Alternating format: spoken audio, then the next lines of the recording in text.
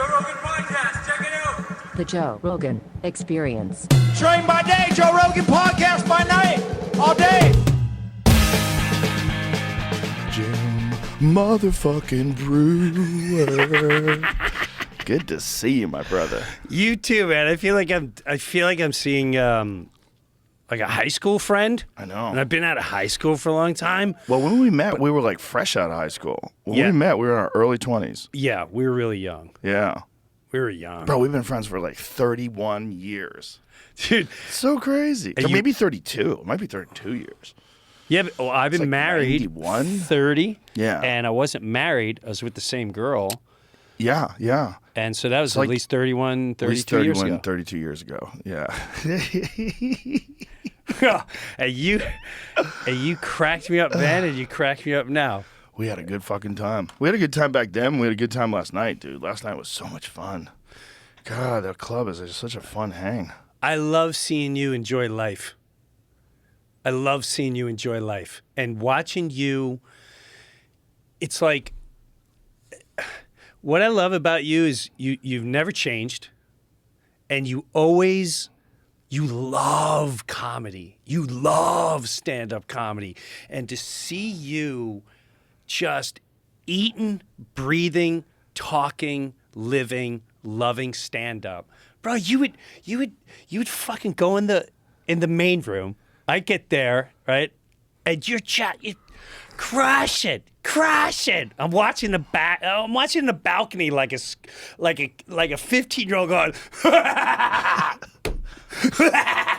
Bro, that felt good for me. You know when you're able to watch another guy and laugh your fucking balls up, and then you come inside and then you're talking more comedy with all the dudes in there, and then you go in the little room and you're telling me, because dude, I'm way out of my element last night. I was just like this whole time, like, what the fuck is going on right now? Like, holy shit! You slipped right into it. Come on, man. Well. You felt like you belonged at that place. Huh? You felt like you belonged at that place. Like immediately, the moment you went on stage, we were in the balcony watching you. I was crying. That was the best impression of me I've ever seen anybody do. Well, it's fascinating watching you. Ridiculous I am. Well, I'm in the green room and you're the guys are talking about fighting and you're just like, just every move you're like, dude, you got to go slow. It's repetition. What, and what, and then you start going, but you always stay right here. And all of them will watch you like that. I'm watching you like that. Dude, you could sell me probably going into the UFC for at least one fight. Fucking captivating. It was. I really had a good time. But I a lot of those guys say, are getting into martial arts. You know? Huh? It's a lot of those guys are getting into martial arts. You know, because like guys are trying jujitsu. It's really interesting because it's like they're realizing like there's something to that. There's something to doing that thing, that very difficult physical thing. It makes you better at other stuff. I want to do it, and I didn't commit to it yet because I know. You should go with Joey. Joey loves it. Joey Diaz, he does jujitsu all the time. But he's in Jersey, right? Yeah, you're not in Jersey anymore. I'm You're in in Florida Florida now. There's plenty of places in Florida I could say There you're is up with. plenty, but Oh my God, Florida is filled with like high level jujitsu. But what I was gonna say was,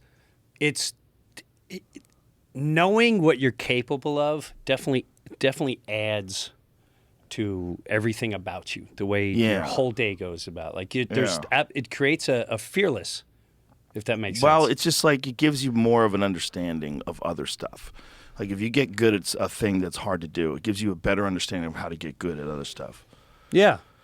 I think even discipline. life and just life in general, like having a difficult thing that you do in your life, I think makes the rest of life easier. I really do, and I think we're just humans are so adaptable, man. You look at people that live in horrible conditions and they seem fine.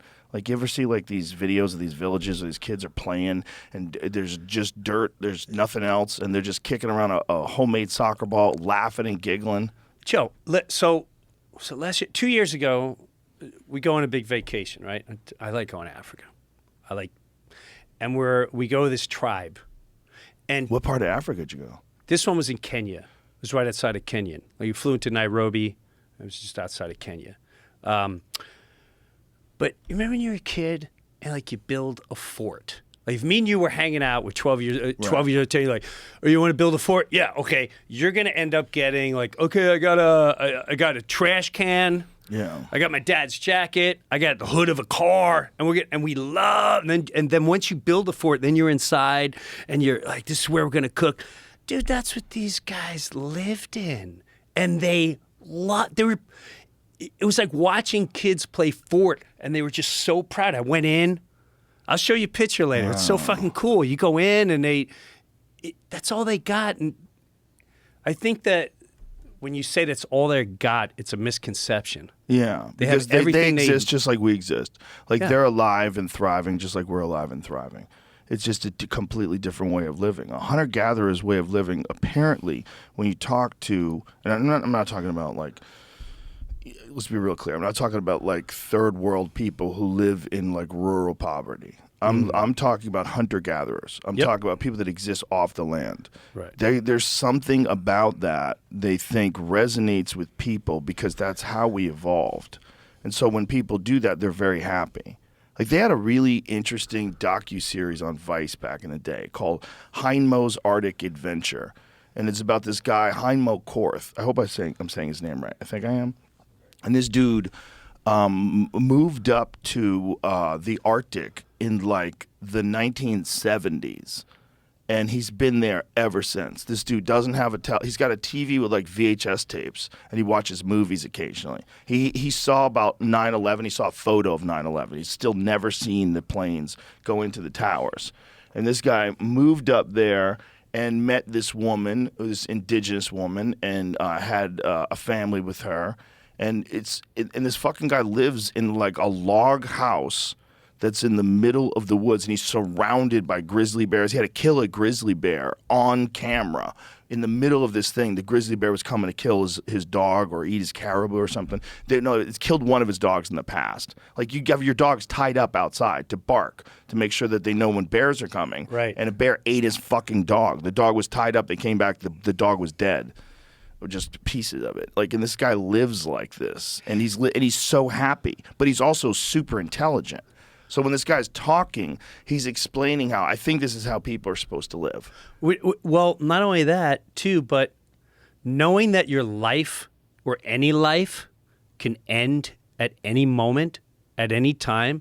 I think when you have a reality that just how delicate all of life is, you have a different perception, and you look at things a lot differently. Like you lose someone you truly love. This fucker knows all of them are vulnerable, including himself. He lost his baby. He lost a 2-year-old baby. It fell out of their boat in the rapids. I mean, this is how difficult their life is, that they're forced to hold a 2-year-old baby in the rapids. Well, there's no other way to do it. They have to get through. So right. Everyone has to survive. And it's like the thing tipped over. It's like, well, and we live in our world where a 2-year-old gets cancer. Right. And you go watch that kid go through things and have 10, 15 operations. Yeah. And then you finally lose them. It's life. That's the part, like, doesn't matter. Part of me wants to go back to that. I know it's going to be a battle. But there is part of me that feels like this should be the new school. But is there a mix between living that way and like, hey man, let's go get some pizza and burgers. Yeah. Let's go see a fucking movie. Yeah. Or let's go see. And we have to get too nuts out here. Is there, because that's the new school, learning how to build a home, learning how to live off the land. Dude, you know what I saw that was fascinating the other day? They took apart this 100-plus-year-old Japanese building that was made with no nails. The craftsmanship is so insane. They have these wood cuts where they wedge into each other perfectly, and then they have a separate wedge that they put in each piece to secure it in place. And they built this house this way with no nails over 100 years ago. Is this like the log cabin thing too, where you like? But it's not like a log. It's like perfect. Like a log cabin, it's kind of rough. You know, like they do that and they make those cuts and they slide them in place, but it's a little rough. I'm talking about like this precision, thin cuts on wood where they mesh together perfectly. I saw a complete opposite where they built into the ground. And I don't know if it was like India or whatever. They had brown skin, and they built this most incredible underground bedroom just from digging and placing things over certain areas. Bro, it was just... So they just went into a mountainside. Yeah, it wasn't even a mountainside. He went a hillside? Yeah. Or they went into the ground? Went to the ground and went like first, a hobbit house? Yes. Wow. It was so cool. Yeah, this is it. Look at how they did this. This is the Japanese construction. Isn't that insane? Look how they made these fucking perfect cut wedges, and they just slide into each other. And they had this whole building built like this. There's no nails. And it existed like this perfectly for 100 years. So they're deconstructing it. I'm hoping that they're going to reconstruct it. I don't know what they're doing. So how old is this thing? Over 100 years old, I believe. 100 years ago. Yeah, it's joinery. When I was looking it up, it says that that's how they did construction in Japan back then. It's amazing. There's a bunch of videos showing this stuff. It's amazing. Because it's not like they didn't have nails back then. But what's fascinating about someone who's willing to commit to building stuff like this is like, this is engineering, this is art, this is architecture. I mean, these guys, look at how they're doing this, man, when they're making all these things slide into each other and secure in place with wedges. This is incredible. It said they're bug repellent, too. They're treated with bug repellent. That probably gives you cancer. Like, what kind of bug repellent? That stuff's so nasty. When I did construction, I used to have to carry pressure-treated lumber. And because I was a grunt, and pressure-treated lumber, you get splinters in you, and you're basically getting inoculated with some chemical. Like, what the fuck is pressure-treated lumber pressure-treated with? It smells terrible. It's amazing. We used to have to I had one job that I had during the summer with my friend Jimmy Lawless. He got me a job working for his construction company. And Jimmy was a carpenter at the time, and I was a laborer. And we had to build a Knights of Columbus ramp. And it was just carrying pressure-treated lumber and cement all day. Dude, I did 2 weeks of that. How old are you? I guess I was 18. Yeah, somewhere around 18. It's the last thing you want to be doing. I was like, fuck this. Because I had like entertained some romantic ideas of going into construction. You know, maybe like a good thing. But I wasn't interested in it, you know. I was like, I did a lot of construction gigs because my stepdad was an architect. So I was always on construction sites when I was a kid. But that is fucking hard work, dude, man. That's a whole different level of work. That is, you're getting up early. Yeah. You're using every muscle in your body. I did that for like 3 days tops, I think. I'm not even kidding. My friend, here's what happened to me was he goes, we're working on this whatever building. I don't know, it was a church, whatever it was. I'm petrified of heights. All right, so I was fine on the ground, gathering things and bringing shit. But when he was like, okay, take this screw gun, and then you're going to go up the scaffold and fucking, what? Yeah, no harness. Right. No nothing. No Just nothing. climb that thing. So I stood there, and every time he was looking, it looked like I was like, and then he caught on like 50. He's like, Breuer, you haven't even gotten one in. I'm like, fuck. He's like, and then he calls you out. You afraid of heights? Are you fucking serious right now? Yeah. Are you afraid Joe, of dying? you bring this guy who's afraid of fucking heights? I'm sorry. That's called being intelligent. Bro. You're supposed to be afraid of heights. Petrified. Dude, when I watch those Alex Honnold videos, that guy climbing the mountains, where it's like at this angle, he's like literally hanging on with his fingers and toes, crawling his way thousands of feet above the rocks. Like, what are you doing? What about the guys in the buildings? Jesus Christ. Oh, yeah. Like buildings. Just like... James Kingston sent me this. This is him. Yeah. Like, this crazy fucker. This crazy fucker. Look what he's doing, man.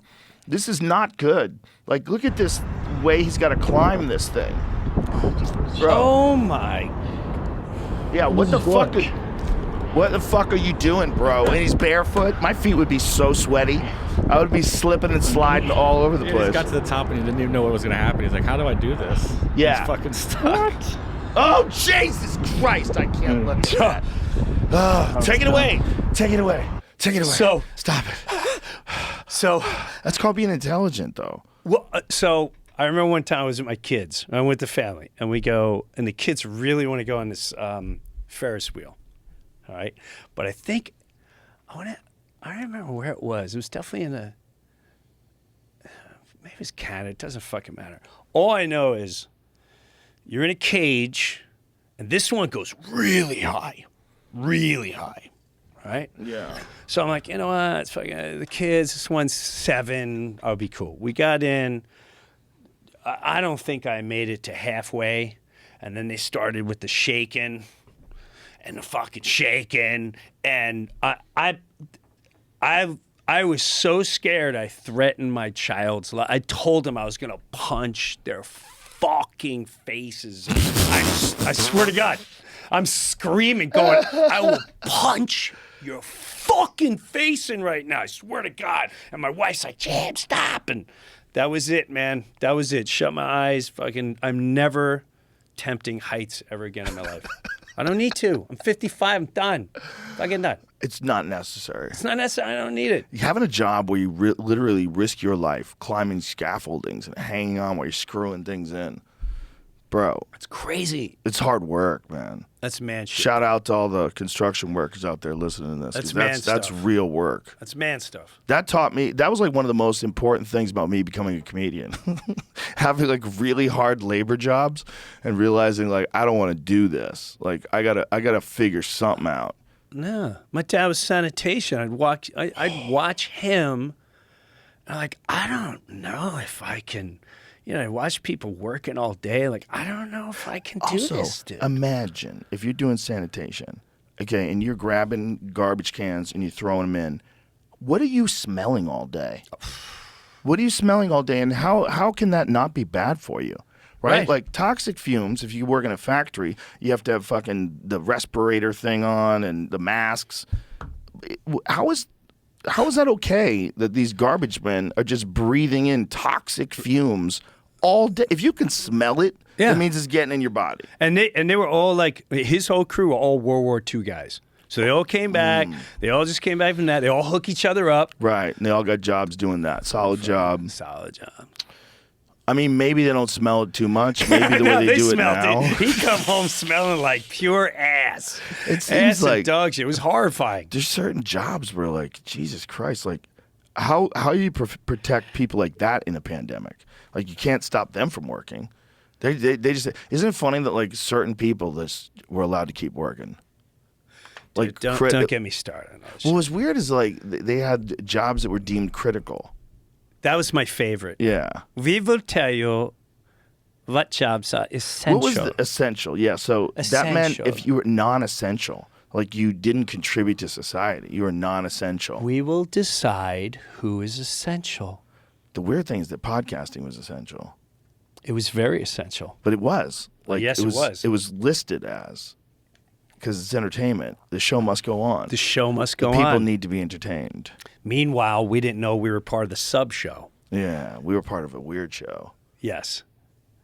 I remember the early days, like Dana White wanted to put on an event, and they were saying, no, you can't have events anymore. Because of COVID. It's like, shut the fuck up. I'm going to find a place for this. And then eventually we wound up doing it indoors with no audience. Eventually, it was a few months in, they wound up doing, we did a show in Jacksonville, I believe. It was definitely Florida. I think it was Jacksonville. And no audience in an arena. It was wild. I remember that. It was weird because it was a big-ass arena. And, there's just us. And everybody's weirded out. It's like such a small amount of people. And everybody's like, are we going to die? Like, is this like, what the fuck is this? It was like the early days of the pandemic. Everybody was still really weirded out by it. It was very frustrating for me because I just came off of like the Impractical Joker cruise. I just toured. I left Metallica and then did my own tour. So all I thought about was, okay, all those tours that were out there, all those bands, thousands of bands are touring everywhere. And all of a sudden in March, you're like, everything's shut. But up until February, you had thousands of different bands, all the meet and greets, all the hotels, all the airlines, all the partying. And no one out of that, you never heard anyone dying. And I would do meet and greets, have people coughing on me. I didn't know anyone dying. And I'm not saying people didn't die. We're not saying that because they get pissed. Like, is someone right now going, are you saying someone didn't die? Sorry. No, dude, it's not what we're saying. You want to hear the most fucked up statistic that I've heard recently? 74% of hospitalizations and deaths could have been prevented. Is it 74%? Is that the number? With vitamin D? If people had adequate levels of vitamin D. Bro, I don't know if that's real, but I read this whole report on it, and I was like, if that number's real, and they knew that vitamin D was essential to fighting off diseases, if they knew that it was essential to your immune system, and they didn't tell everybody, they didn't just scream it from the rooftops, hey, there's this cheap thing that you can get, and it really protects you. It helps you a lot. It's great for you. It's actually a hormone, right? And it's great for you. You should go out in the sun and get it naturally if you can, but if you can't, you need to get some of this vitamin D. It's really going to help you. Bro, and I would tell everyone, I would get in debates. Find that. Okay. Well, I just got in it with a friend, and people you love, and I go, you're the example of when you got sick, right? And then you come on and you say, hey, this is what I did, and blah blah blah, and hey, it helped me, right? That's all you did. Yeah. Now, it's how nobody sees that moment. If the world is in such utter despair from a disease or whatever you want to, is killing everyone. Now let's say it wasn't that, and we didn't have the news. You just heard people go, oh my God, everyone's dying, and like, well, what do we got to do about it? You have to get a shot in the neck. You got to get the shot. Well, is there any other? No, there's no. And then out of nowhere, someone goes, hey man, I ate this plant. I'm not saying no, I'm just telling you, I ate this plant and it was this berry. Actually, it kind of tasted another. I ate the berry and then I did like 10 jumping jacks and fucking stood out in the sun for an hour. And I don't know which of the remedy, but it helped. You think one person will go, whoa, what did you do? Not one human being. And when you saw the vicious attack. Well, it was a coordinated response. It's very clear why they did it. They did it because I said that I got better and I wasn't vaccinated. Dude. And I got better quick. And they were mad. And so the best thing they did, the dumbest thing they did, was say I took veterinary medicine. When they're talking about a drug that is in the World Health Organization's list of essential medicines. It's like they've had billions of prescriptions, not like 100,000, like billions of prescriptions of ivermectin. I got so pissed at some of my heroes, like, Terry Bradshaw, sorry to bring up his name. I can't look at him anymore. He's on Fox. What did he do? NFL, and he's like, I mean, let's face it, they're horse pills. I'm like, oh, dude, they bought you too? He just didn't know. He doesn't know. He's probably one of those guys that's scared of the disease. He's an older guy, and they have a heightened level of anxiety when it comes to this, and they think that people are being irresponsible. That's what they really believe. He just is misinformed. That's all it is. You're right. He just didn't know that it like this narrative that there's only one way to deal with this, and that this way is actually going to stop it. Well, if it is going to stop it, why do you care who gets it? You should just get it. Because if you get it, that means that no one else is going to. You're never going to get it. Everybody who gets the shot is never going to get it. That was the narrative. That was a lie from the beginning. And now we're realizing that it was a lie. Everybody realizes it was a lie now. Like I was talking to someone last night that had COVID really fucking bad after being vaccinated. Like really bad. 2 weeks wrecked. So I have a great friend, and his daughter, college, gets the shot. She ends up in the emergency room, and she's got blood clots on her liver. And they're all like, what do you think of it? Well, she rows a lot on the row team, and like, are you really gonna believe that's what it was? Well, people do anything to not blame it on the vaccine. Like when there's an injury, like people want to find all sorts of other reasons. If there was any other thing that came along that was a new, novel remedy for things, and then there was this host of side effects that were attached to it. People would want to be investigating those side effects. But because this thing came along during the pandemic, and what Robert Malone talks about, where you have one solution that's presented to a problem that's isolating society, people are literally trapped, and this one thing is offered up as a solution. And anything that's opposing that gets attacked because everybody does the work of the propaganda machine. The regular people do that work because they genuinely believe that you're a knucklehead if you don't go and get vaccinated, and you're going to fuck this up for everybody, and we're never going to get back to work. So they have that in their head, and that's their narrative. He just never looked. He's an old guy. Okay. Just probably wasn't looking into it, and he really thought that he was probably doing the right thing, encouraging people to go get it. I get that. You know what I'm saying? I totally get that 100%.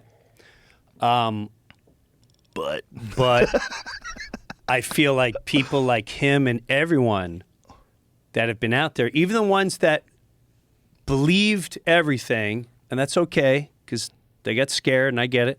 Yeah. There's still ladies on air. There's still masks on planes. You can So tell they're exhausting. scared. That But shit's they're so scared. exhausting. They got them.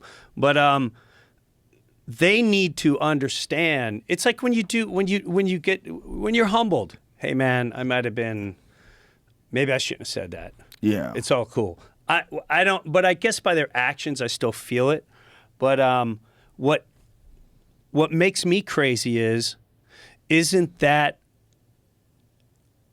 a well orchestrated, marketed, funded way to murder? At the end of the day, like to purposely keep people from getting healthy and actually stopping people. What if your mother that's your angel in your life, and what's being forced and threatened and ridiculed and shamed is that child or that husband, and they do it, and the people that created all this, let's not pretend they don't exist. The people that created this, they knew exactly what they were doing because they planned this in steps. You're not that smart to pull this off without really putting a lot of logic into this. And to me, that's murder. I don't know how you explain it in any other way. Well, what gets really creepy is if they're ignoring evidence on certain things that could be beneficial because those things are not going to earn the money. Because then you lose all trust in them. Because like all you're offering up is a pharmaceutical remedy for whatever the situation is.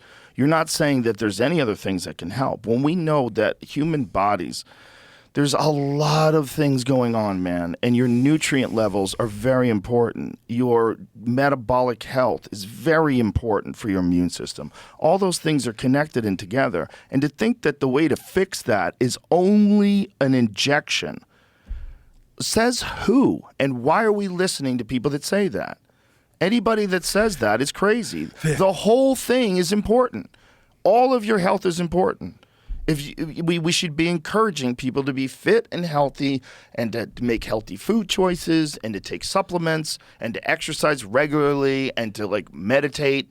All those things are as good as medicine. If what you could get from being healthy was available in a medicine, it would be the most popular medicine in the fucking world. What you could get from being a fit, healthy, happy person, holy shit, would that be a valuable medicine? And you can get it for free. That's available. You just got to do it. And they don't tell you that because they don't really give a fuck about your health. They give a fuck about you following the rules. And if you follow the rules, especially in pertaining to this one, then they make a fuckload of money. And they have no accountability.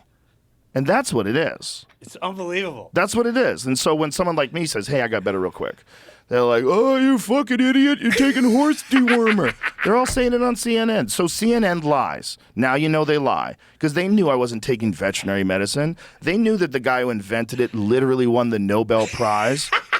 It's so dumb. It's one of the dumbest checkers move ever. It's you know what it is? It's like playing chess and you just run your king out to the middle of the table. Fuck you, man.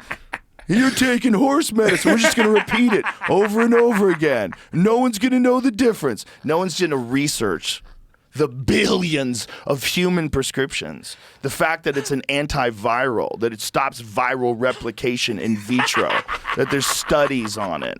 The fact that it stops yellow fever. People get all these parasites. It kills them. You're so stupid. Oh my God. It was one of the dumbest things. It was so But great. how could anyone ever trust them now when you know that this is how they treat something as so easily provable of being false? And what doesn't make any sense. Like the attack literally makes no sense. You should be asking, hey, how'd you get better so quick? Exactly. And I got the hard one, supposedly. That's the Delta. Like, how'd you get better so quick? Won't you? That is common sense. Common sense. But instead, how did they create this? Because this one narrative thing, the thing that Dr. Malone talked about. Instead, it was like saying, oh, what kind of life choices is he making? What medicines did he take? What are monoclonal antibodies? What is IV vitamins? How does that help when you're sick? You know, what can you take that when you're normal sick, or is it just COVID that it helps? IV zinc, IV vitamin C and D and B. All that shit is fucking amazing for you. Do you think that enough people realized?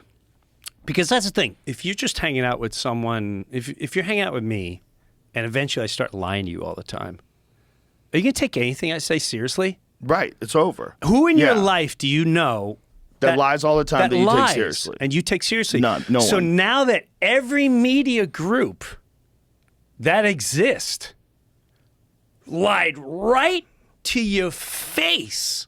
Right to, like while they were doing it, someone had to have been writing it going, oh my God, this is like such dick stuff, but I love being You know what fucking it's dick. like? The corporations, we want to think of them as being these impossibly large machines that make money, and they are, but they're just run by people. Yeah. And some people are dorks.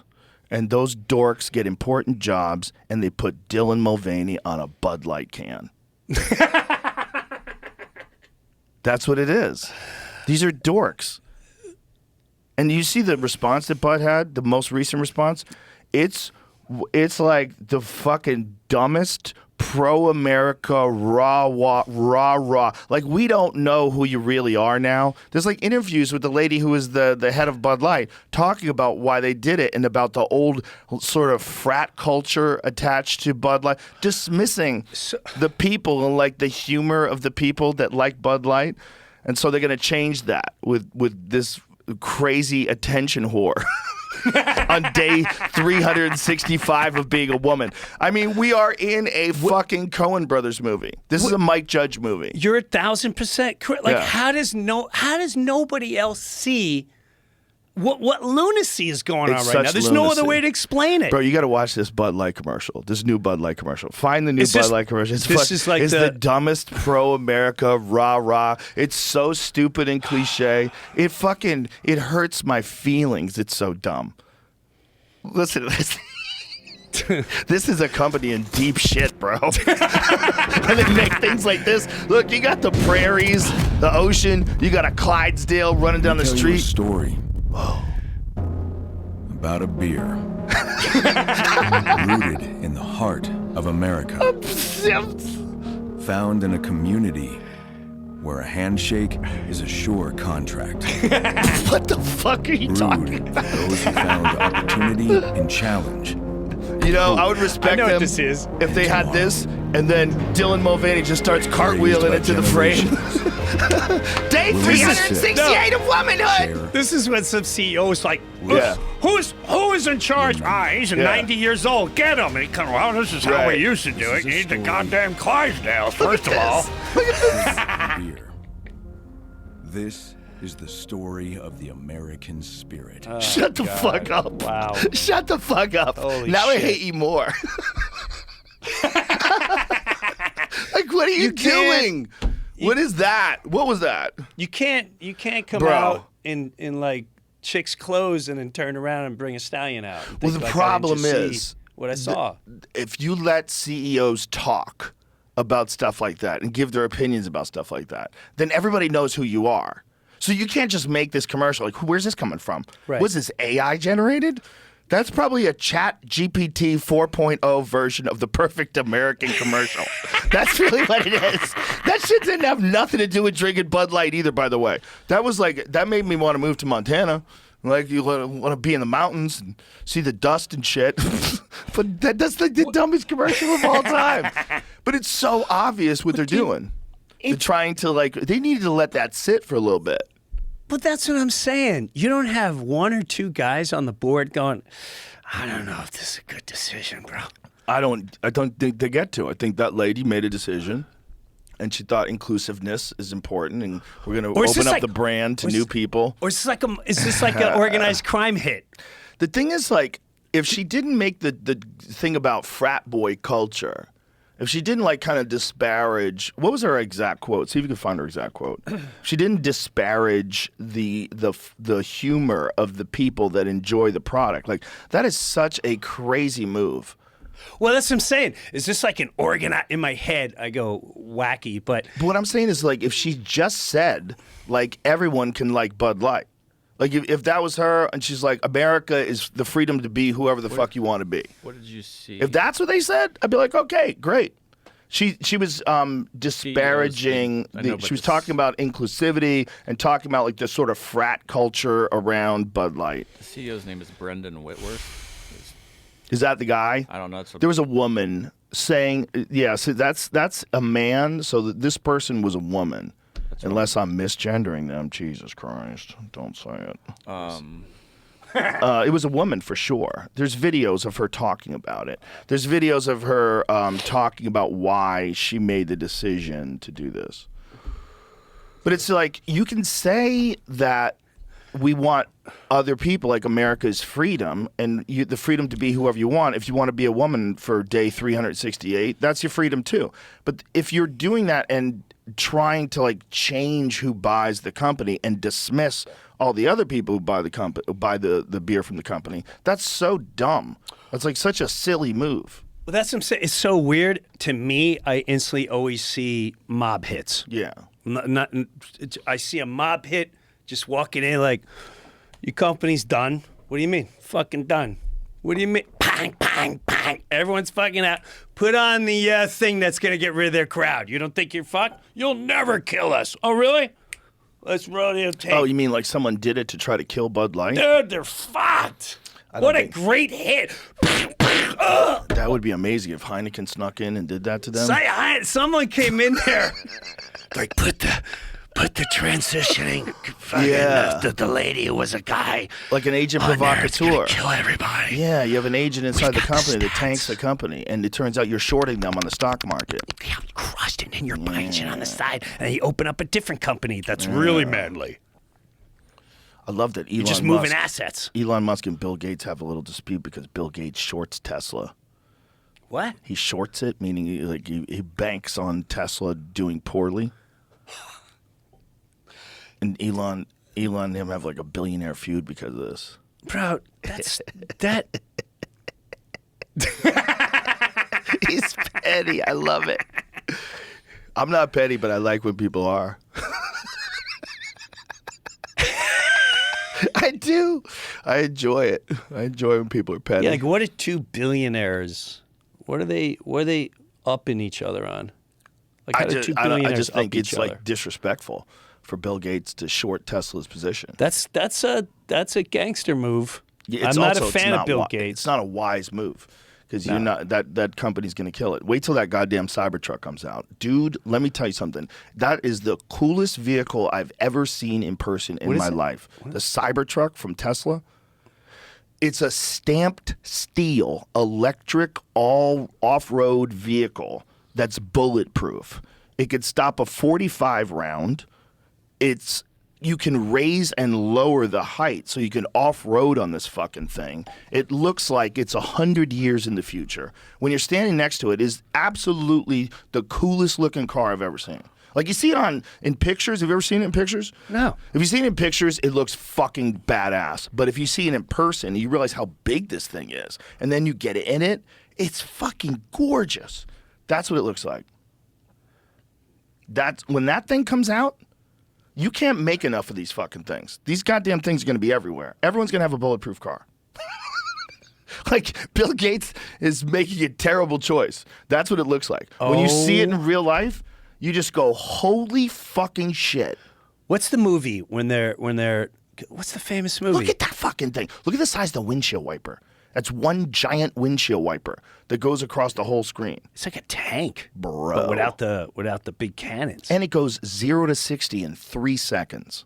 And it goes out in the. Is it like a four? It goes over 100%. rocks and all of that Yes. stuff. Oh yeah, it's flat because there's no drivetrain. There's no transmission in the center of the car, so the entire car is flat on the bottom.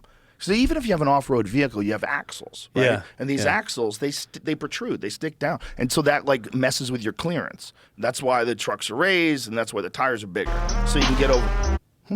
That's because you can get over more shit. What is this? There's some video of it driving. Oh, video of it driving. Yeah, I went to visit the Gigafactory, and they had it at the Gigafactory, and they had been off-roading in it, so it was all covered in mud and shit.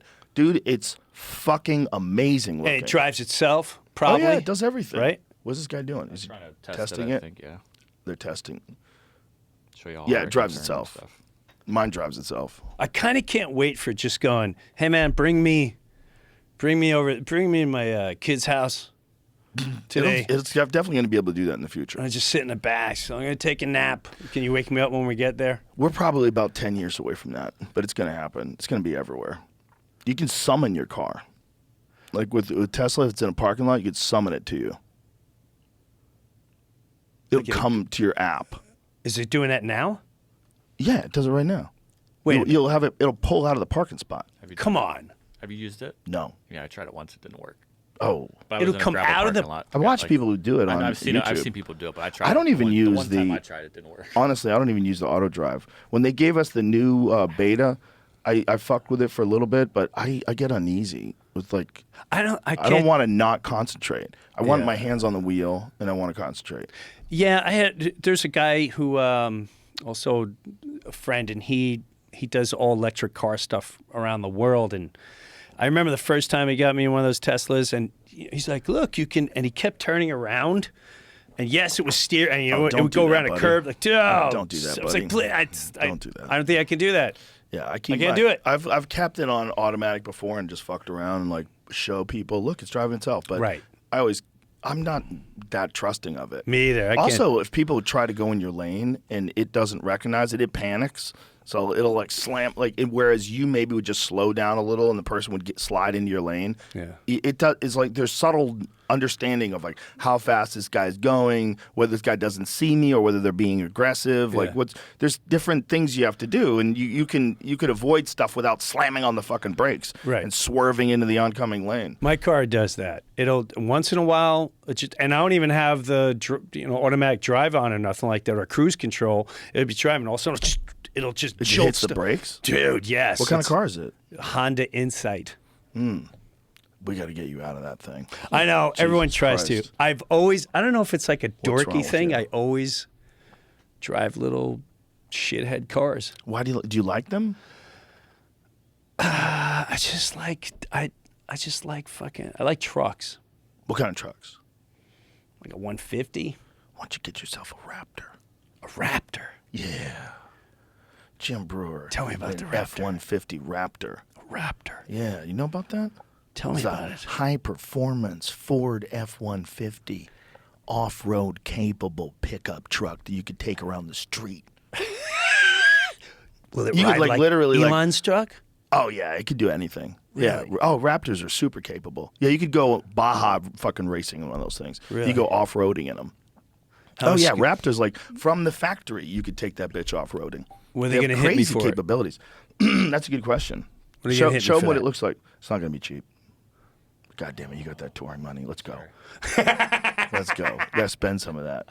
I have all women in my house. Yeah. So Well, you two of spend them are it on- gone. So that's where it's getting spent. Well, some of it's coming back. They're out. One, the bank was shut. Look at this thing. This is a Raptor. Oh my! Oh damn! That's probably See, I need that in destroyed. Florida right now. I'm Florida. I don't think that's good. Well, The way that hit, 90 feet's a little far. yeah, the way that hit, I think he blew his fucking car apart. Bro, I got a little too. You said this thing last that you. It's very funny in your bit, right? But I found myself I found myself like, dude, you talking about Florida, bro?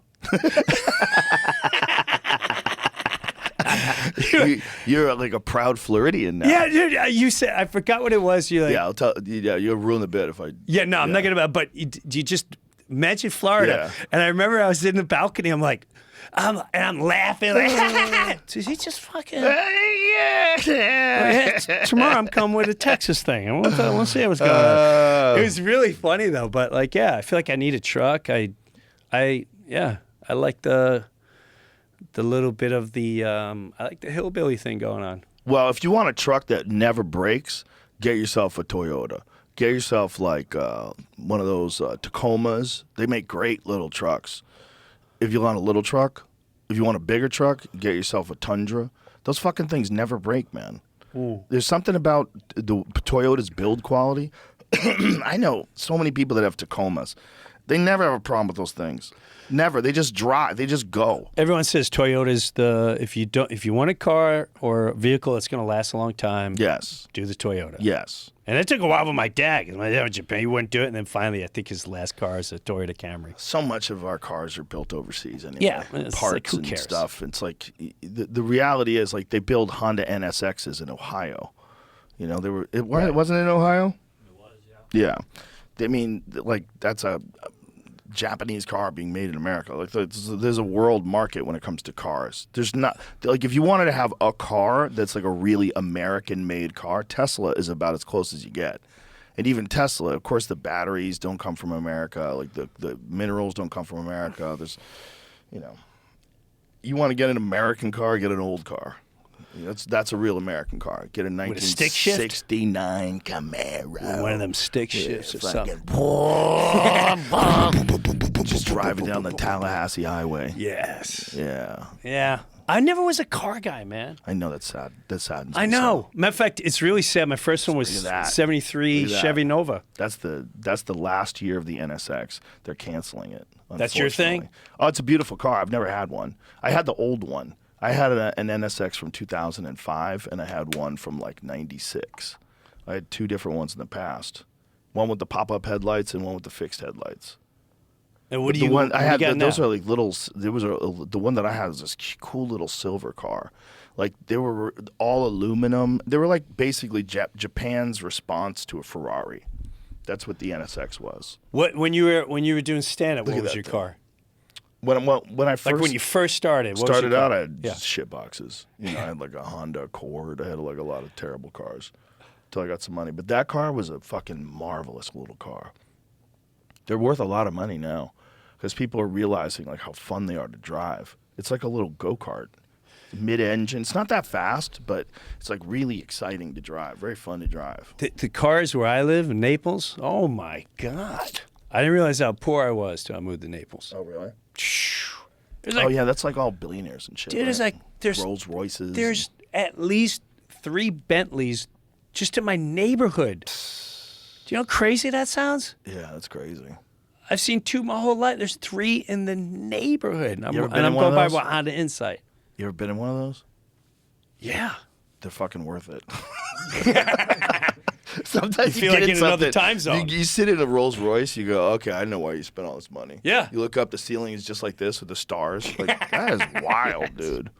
That's wild. But there's something about that level of balling that's uncomfortable for me. Is it? Yeah, I don't ball like that. That's too hard. You're balling too hard. It's like So am I going too soft? No. The Honda Insight? It's a that's little why I soft. like muscle cars. Muscle cars like you're balling, but muscle cars are like, those are like that's a car that pretty much anybody who saves up money can get a version of a muscle car. Yeah. It's like you're not going to get a version of a new Ferrari convertible. Right. You're not going to get a version. But if you buy a 69 Camaro and you spend a ton of money on it and have it coming out looking cherry with amazing paint and wheels, but another kid also has a 69 Camaro and he's working on it in his garage, like that's an accessible car. Yeah. Like his shit could have Bondo on it, it could have, fucking old wheels and tires, but he's fixing things and like that's a baller car. That's like an accessible car. Damn. Yeah. I'm never going to. I can't even. I'm not going to be fucking baller. I don't know if I can ever be a baller. Come on, if Jimmy. I had a baller, you know what I really want? You know what I got into? Look at that one. Look at that. Mustang Super Snake. Yeah. The Hummers. Mustang Super Snakes. That's the convertible. Look at that. 825 horsepower. God damn! Look at that thing. See, that doesn't. I don't. That doesn't get your dick hard. No. Hardtop. What? What's wrong with you? Go I back want to something that. like a Hummer. Go back to that convertible. That convertible excites me. Does it? It's hardtop Yeah, I had convertible. a Shelby GT500 convertible. I don't even know what I that is. fucking loved it. I loved it. It was like a 2011, I think I had, or 12. I had a Shelby GT500 convertible. Oh, I loved it. I loved it. It was so crude and so loud and so silly. Like anytime you wanted, when you're making a turn, you stomp on the gas, the ass end kicks out. I was like, this car's so ridiculous. It was so fun. I loved it. I loved it. I loved it. It wasn't like the fastest 0 to 60. It didn't handle the best. It was just so much fun. The roar of the engine, I think it's like 500. Yeah, that's what I had. I think it was like no, I had the model right before that. 22. I had the model before that. That was 2022. I had a 2011, I think I had. I loved it. Yeah, it looked like that. Fucking loved it. It was so much fun. It was like, it wasn't the best built car, but it wasn't that expensive either. It's like they're like, there's something about it's like you're in a thrill ride. Yeah. Like you're not driving. Every time you're heading on the gas, like the top is down, right? So you hear everything. So you hear the blah, blah, blah, blah, blah. You stomping on the gas, the wind's in your face. Ah! It was so much fun. This is great. It was so much fun. Yeah. But it's too much We're for me. an American band.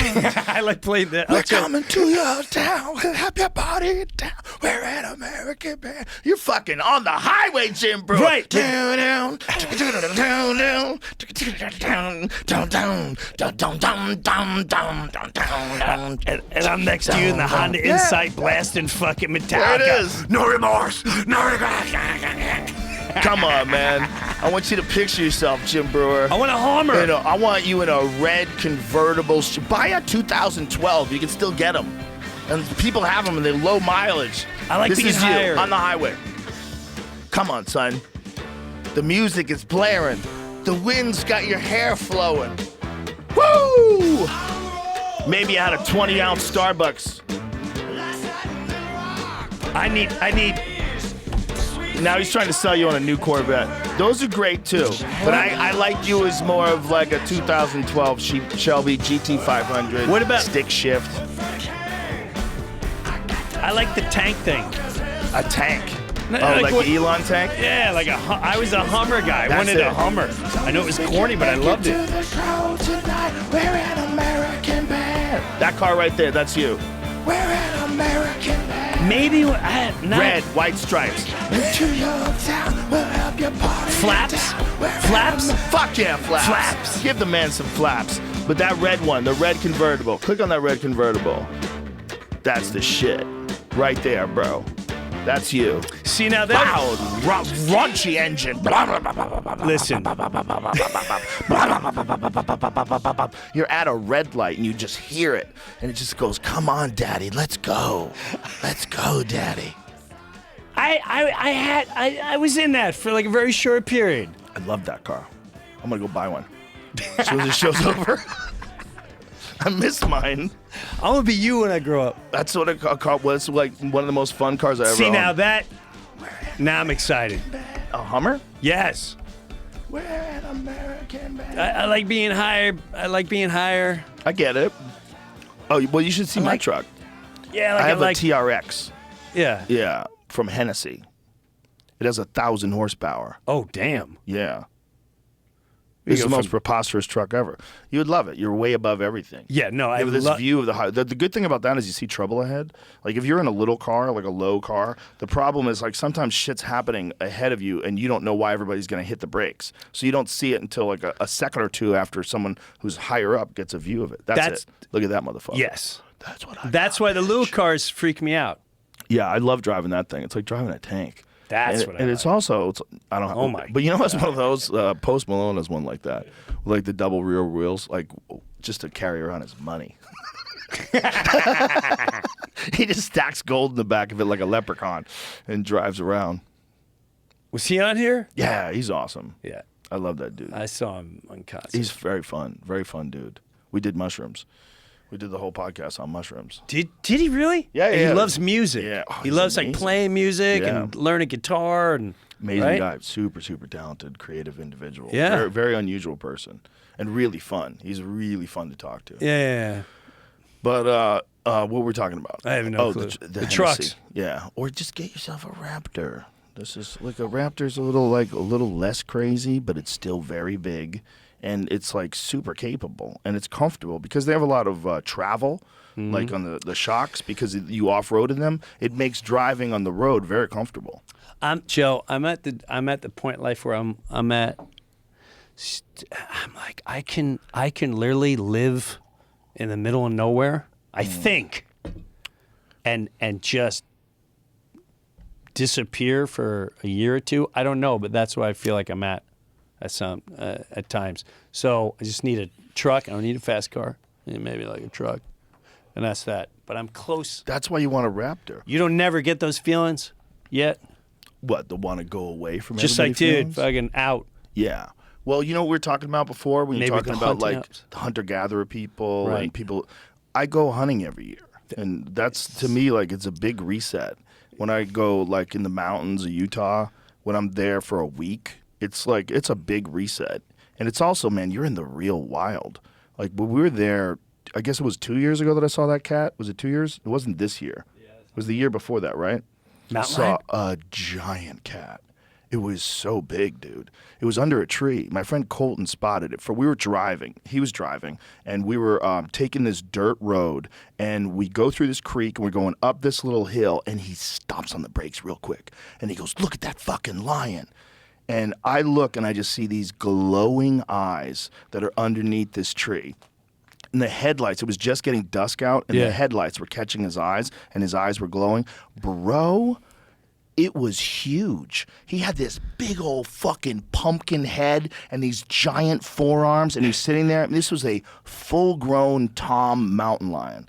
It was a real big male, like a 180, 190-pound cat, like that. It was that big. It was so crazy. I'd seen them before, but the ones I'd seen before were like little ones. I saw like a 60-pounder maybe or a 70-pounder running across the street in Montecito in Santa Barbara. I was just driving, and I saw this thing run across the street, and then I saw his tail. I was like, oh, shit, that's a mountain lion. So what do you do when you see this thing staring at you? Like Well, we were in a truck. Luckily, okay. we were in a truck. Okay, but yeah, dude, you I said pulled up my binoculars from the truck because it was about 30 yards away from us. I pulled up my binoculars in the truck, and I was freaking out. Just closed in on this thing, this fucking killing machine.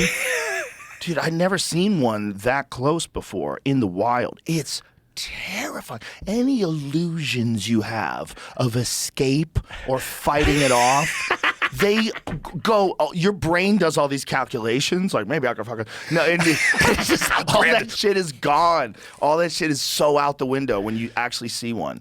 Like you just melt. You're like, oh my god, I'm putty. I'm a water balloon. It's just gonna scratch me apart. They're so big, dude, and so scary. Yeah. Like Yeah. you really have to be careful and or have a gun, because if there's a moment, if you're in the wrong place at the wrong time, where people get got every year. People get got. The joggers and hikers, they get got. Those motherfuckers will eat you. And there's nothing you can do. They hit you, you're out. Dude, they're dragging you up the hill. They'll grab a hold of your neck and you'll never get them off. No. They'll just kill you. You don't understand how much force. That thing is killing bull moose. It's jumping on the back of a moose and killing it. Like bringing it you down. got to understand, this is a super predator that lives amongst us. And in California, they're like, we have to protect them. We have to protect them. We have to keep them alive. Until it eats your cat Yeah.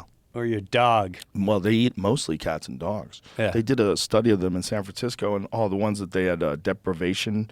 Is it depredation or depredation, right? Depredation. I think it's depredatorizing or something Oh. like that. But when a predator is a problem, they get a depredation permit, and then they have to take it out. And when they take them out, they were doing studies on the stomach contents. And it was 50% cats and dogs. Oh, wow. Well, yeah, it makes sense. Easy prey. They're just Easy sitting in the prey. backyard. They're in the front. Yeah. You let your dog out to pee, and the next thing you know, it's, Benson? Yeah. Yeah. Benson? It happened to a buddy of mine recently with coyotes. out Oh, here. no. Yeah. You ever see those videos? I have, I wa- unfortunately. I know. I watch those too. It's The nuts. scary ones are when wolves get a dog, like a chained up dog. Chained up, and there's nothing. And you see the dog knows he's fucked. The dog knows he's fucked. He knows he's chained fucked. up. He He's can't even chained run up. away. Yeah. Oh my god. And they'll pull him right from the chain. They tear him apart. Yeah, It's horrible. horrifying. Yeah. But that's not the horrifying, but that's your piece. That's your going away. I'm learning that from hunters, where a lot of the hunters, I shouldn't say a lot, like the ones that I know, it's not so much the hunt. I mean, yes, it's the hunt, but it's also being out there in nature, in the wild, just you and nature. And that just completely reboots everything about you. Yeah, that's certainly a part of it. There's a lot of things going on out there. It's also like there's a connection to the actual cycle of life. Like you'll stumble upon a dead animal that has been torn apart by something. Right. We were in British Columbia once, and we stumbled upon this this calf rather, that had been torn apart by wolves. And it's just all hair and bones. It's just wild. Yeah, you see that's another reason why I like going to Africa, going on a safari, I love what it snaps you back into reality. Yeah. This is true life. This is true nature. Yeah, And we've created something really weird with cities. And because we're so adaptable, because people are so adaptable, we've adapted to city life, and it is so unsustainable. It's such a weird way to live because you can't get your food that way. The food has to be shipped in every day, constantly. There's no, the real way to live is to live around your food. That's the way to live. The real way to live is to live real close by to your food. Yeah. When you everything is getting shipped in and it has to go up an elevator to get to the 50th floor where you live. But you got some banana like me when I was 18 and I was shipping produce, and then you got cherry tomatoes on top, and I'm stoned out of my bird. And you're eating the cherry tomatoes? No, I'm eating the cherry tomatoes, and the guy's like, now listen, when you go down the stairs, if you feel the thing going, I remember, I'm pretty sure it was a fucking mobster restaurant. I know it was. And he's like, listen, this is the guy's father. He's like, so he loves his cherry tomatoes? No fucking prop, dude. I made on the truck maybe 2 steps, and oh no. Oh yeah, he's like, I'll go distract him, and you pick that shit up, fucking clean up. But Jesus Christ. But the point is, you couldn't pay me. This is just me. I mean, you were talking last night, like, Jim, she moved to Austin. I don't think I can ever live near a city again, bro. So do you want to live on a ranch? Is that what the ultimate? Love to be on a ranch. Why don't you get yourself a Texas ranch, Jim Breuer? I would start raising livestock. I would love to do that. I'll start raising livestock. That's what I want to do. Yeah. I'm trying it's a lot of work. It's a lot of work. It's a lot of work. You got to hire somebody. Yes. Hire somebody to manage. I know I'm not going to be doing it. Someone has to do it. Yeah, there's real work involved in running a ranch. I have some friends who own ranches, and it's like, ooh, this is like an operation. Yeah, man. That's an all-day, all-night event. Mm-hmm. Like you're on guard 24/7. Something's going on, on the cattle, or you got an issue with the coyote or the whatever.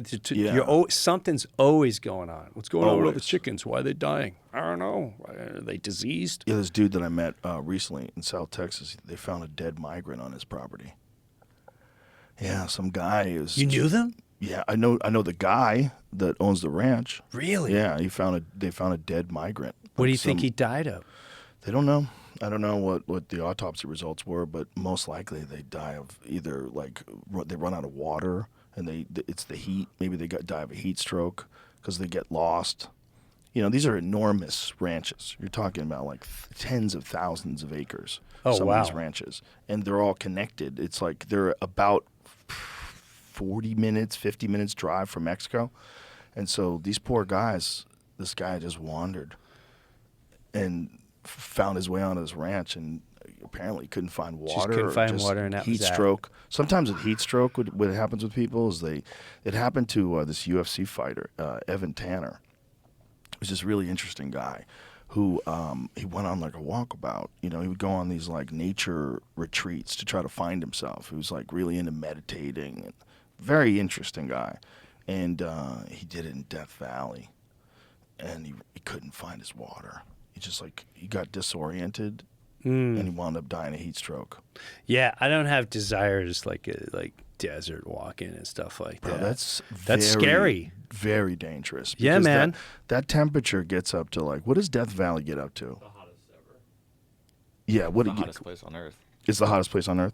I 100 think, and what? I think it gets like way over 120, which is wild. I was in Arizona. 134 is the highest recorded. How much? 134. 134. Do you know what 134 degrees must feel like when you go outside? No. That's a literal sauna.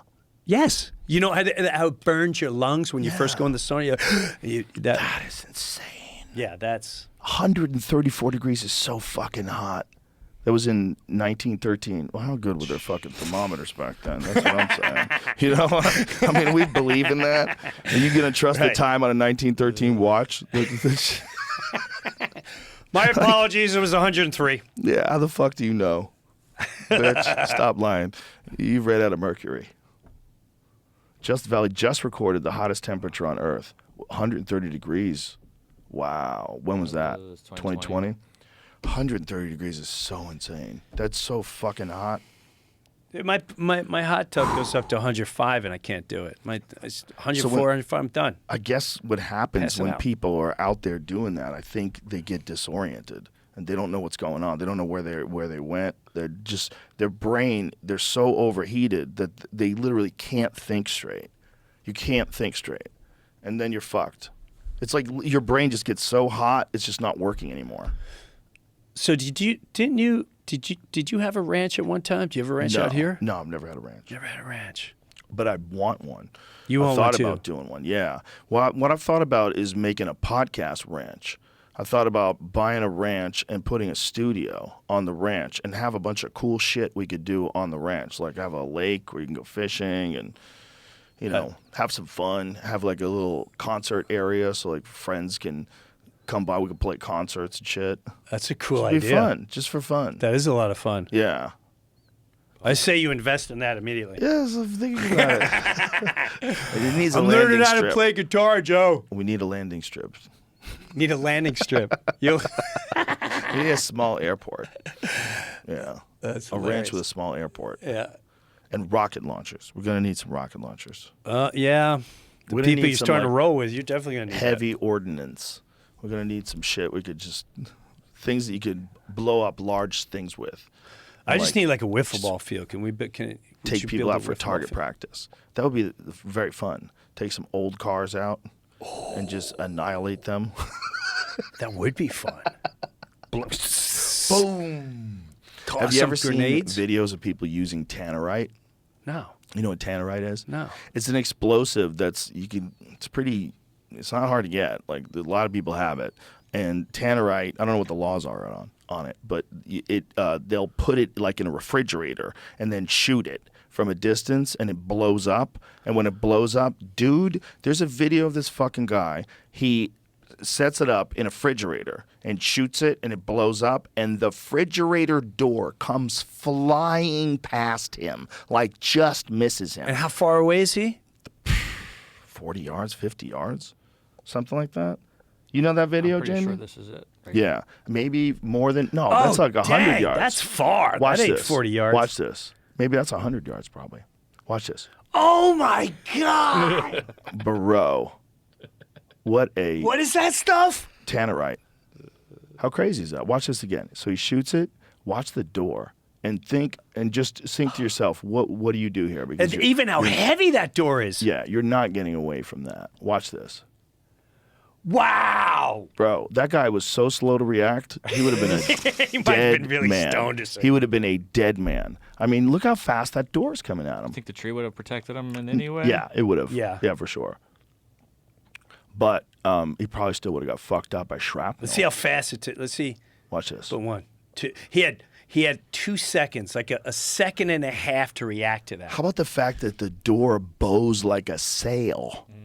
It just There's so takes much off. force behind it, it bends like a sail. Did you see that? Show it Yeah. again. Watch how when it comes out, like the door is like, like look at the way the door bends as it passes by him. This guy's such a psycho. Watch this. Oh my See how God! it Yeah, you're right. bends? It just completely bent out Like this, Had its like, own little nose. It looked like the nose of a plane. There was so much force, the fucking door folded over like a paper cup. What a psycho. See, but Actually, I'm looking at that. I think that's about 50 yards. Dude, look at that thing.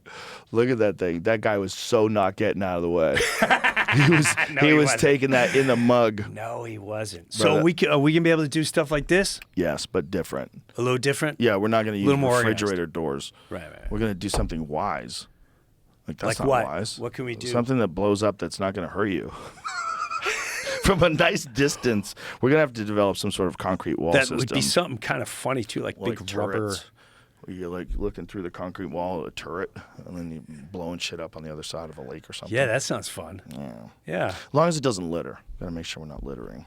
Yeah. A crew, clean that shit up. Clean that shit A up. tank shell does to a human body. Oh, don't show me What? this. Don't show me this. That's already destroyed. What is that? That's a human body. 152 millimeter shell versus a body. For I some- mean, it's not a real body, obviously. Oh my gosh.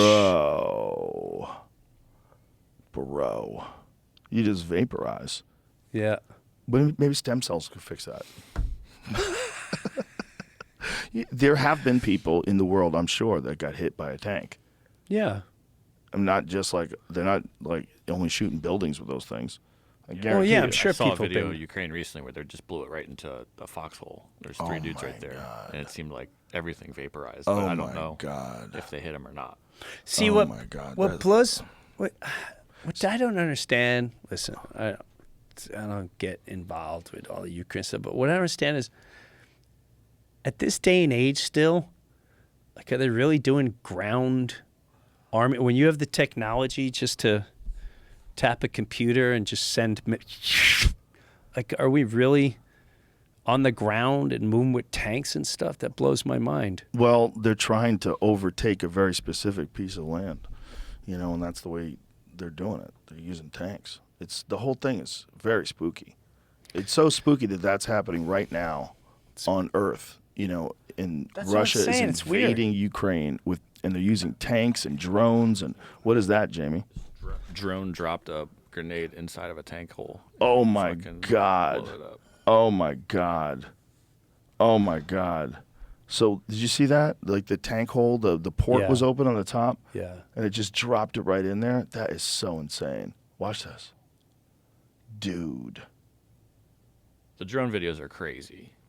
There's a lot of crazy videos, to be honest. But Well, what's But that's really what I'm saying, crazy like, is this is like the Bill Hicks joke. Remember when Bill Hicks joke, like he said, he was doing about, the different shit the Army had to work with. Yeah. Because they had all these toys. And like, pull up G12. Like, pull up G12. And it's, Yep. whoa, what's G13 do? Remember that bit? Yeah, and Yeah. then literally how I see it is just like, hey, these guys said something about your Soldier sister. sees the Russian drone. soldier reaches for his rifle to shoot down the drone. Shouldn't have done that. I'll skip ahead. Oh, boy.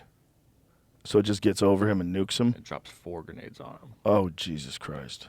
1. He's over there on the left. Oh, my God.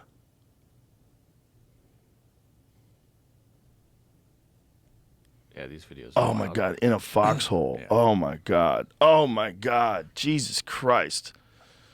All right. I don't need to see this. But those videos are wild. See, this is what's crazy to me. That we know this is happening, but this is the first time we've ever seen like social media footage from people's cell phones of war. I watched a Russian guy go into a foxhole that had these 2 Ukrainian guys in it, and the Ukrainian guy like reached for his gun, and the guy shot both of them in the head. And it's like close range cell phone footage. It's like, Well, what supposedly started it? what started the war? Yeah. Russia's invading Ukraine. Now, some people say that, but there's others that say that because they're UN and they've been the most corrupt Yeah, I've heard all country in this. the That's the world, video, blah, blah, Jamie. blah.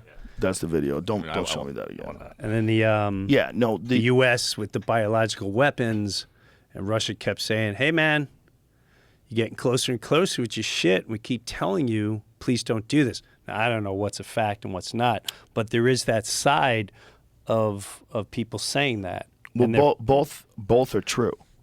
So both things are true. So one thing that's true is that what they have been doing is moving arms closer. NATO's been moving arms closer to Russia, right? So it's like me coming to you and I say, Joe, and you go, Breuer, don't fucking come another step. Where did NATO move arms your shit. closer to Russia where it was a real issue? So there's been a lot of.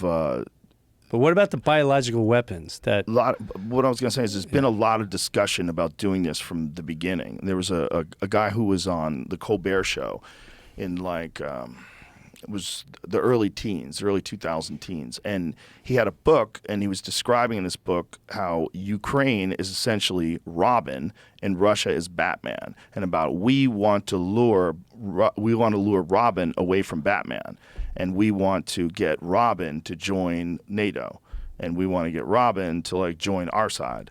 And this guy's explaining this on television in a book, this plan that they had. So in trying to get further and further control close to Ukraine, Russia felt like that was an attack on them. That was provoking them.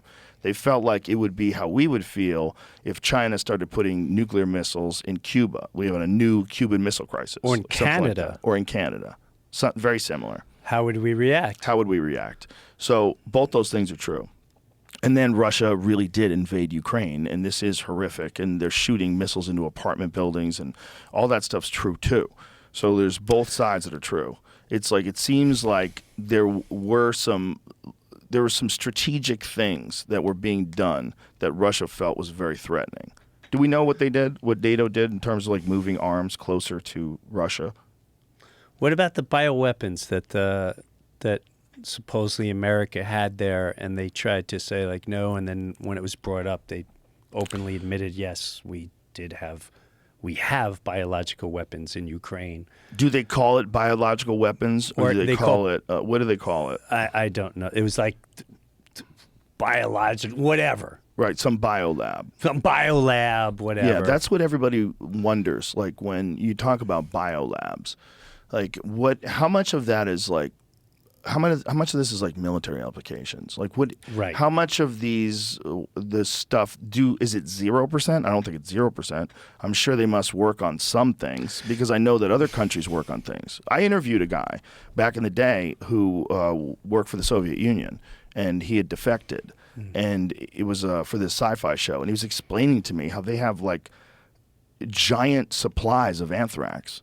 And their biological weapons program was very robust. They have a real biological weapons program filled with shit that could kill everybody. But my issue is there was something about that. Yeah. According to what if the New York Times says it's unfounded, let's just move away. Let's so just there move you go. on to the next subject. So, but that's what I'm saying. If they lied to you, you caught them lying.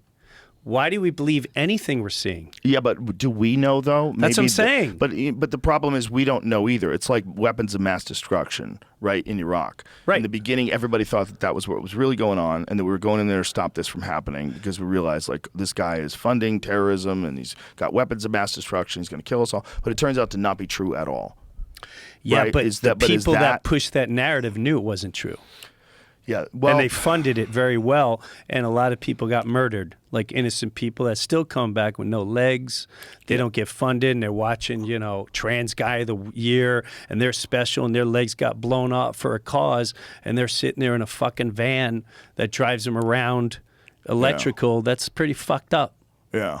It's pretty fucked up. It's and fucked up that no one's held accountable for that. That's no what's one's crazy. held accountable. So why am I going to believe everything they're telling me about Russia and Ukraine? And why even this is what drives me nuts about humanity's better. You're a fucking leader. There's so many leaders that are just regular people now. Why do you need government or your officials telling you where you're going to fight? If someone came in here right now and they said, Joe, you need to come across the street and fight, you just going to go fight? No, you're going to go, whoa. The fuck am I doing? Don't worry about what we're doing. We're going to tell you what to do. Haven't they failed enough with lying and getting us into these positions? If regular people talk to one, I guarantee if you did a fucking podcast with real humans in Russia, real humans in Ukraine, real humans everywhere, the people in control get scared real fucking quick because they'll see we all have a deeper connection. We want to be with one another. Yeah, we're not in dispute. The leaders are in dispute, and they drag the people into it. And Why? They're playing some geo chess game, what they've always done. Why are our lives at What stake? is the NATO thing? We need to discuss that. What did they do? What are they being accused of doing? It's because I don't want to make a false statement. I mean, I don't know. Exactly, But either way, I don't know where I'm going to find NATO that inches information, closer to but- Russia's border. Okay, so what had they done here? I just want to know that we're being accurate because this is not my field And of I have no expertise. clue. I don't know want to how to be close No, but- all avenues that I've heard. But I do believe that there was NATO. Okay, heroes. Putin's goal of preventing NATO expansion essentially backfired when Finland and Sweden were motivated by the invasion of Ukraine to apply to join the military bloc.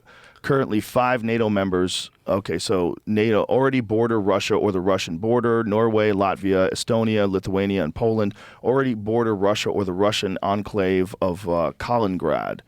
Meanwhile, Finland shares an 830-mile border with Russia, so Russia's border with NATO would more than double if Finland attains membership of the alliance. So Finland was joining NATO as well. So more of these people were joining NATO, and they were. What were they doing in terms of having arms? Russia implements border control of traffic moving from Russia into Finland, thus preventing attempts at illegal entry. If Russia reduces its border control, this may cause additional pressure at the Finnish end to control illegal entry.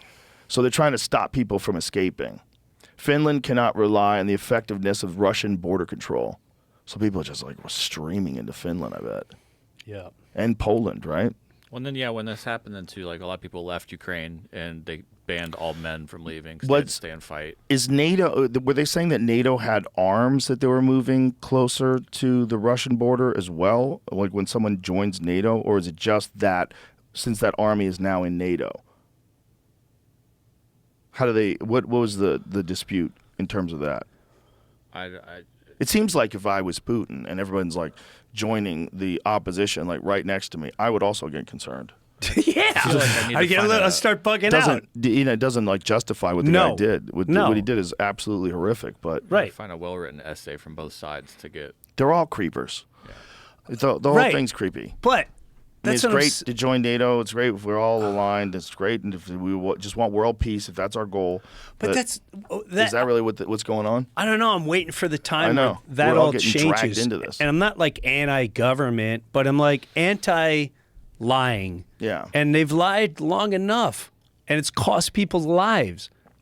Do you want your there's no reason why humanity. We have the microphones. We had to be able to start talking to one another.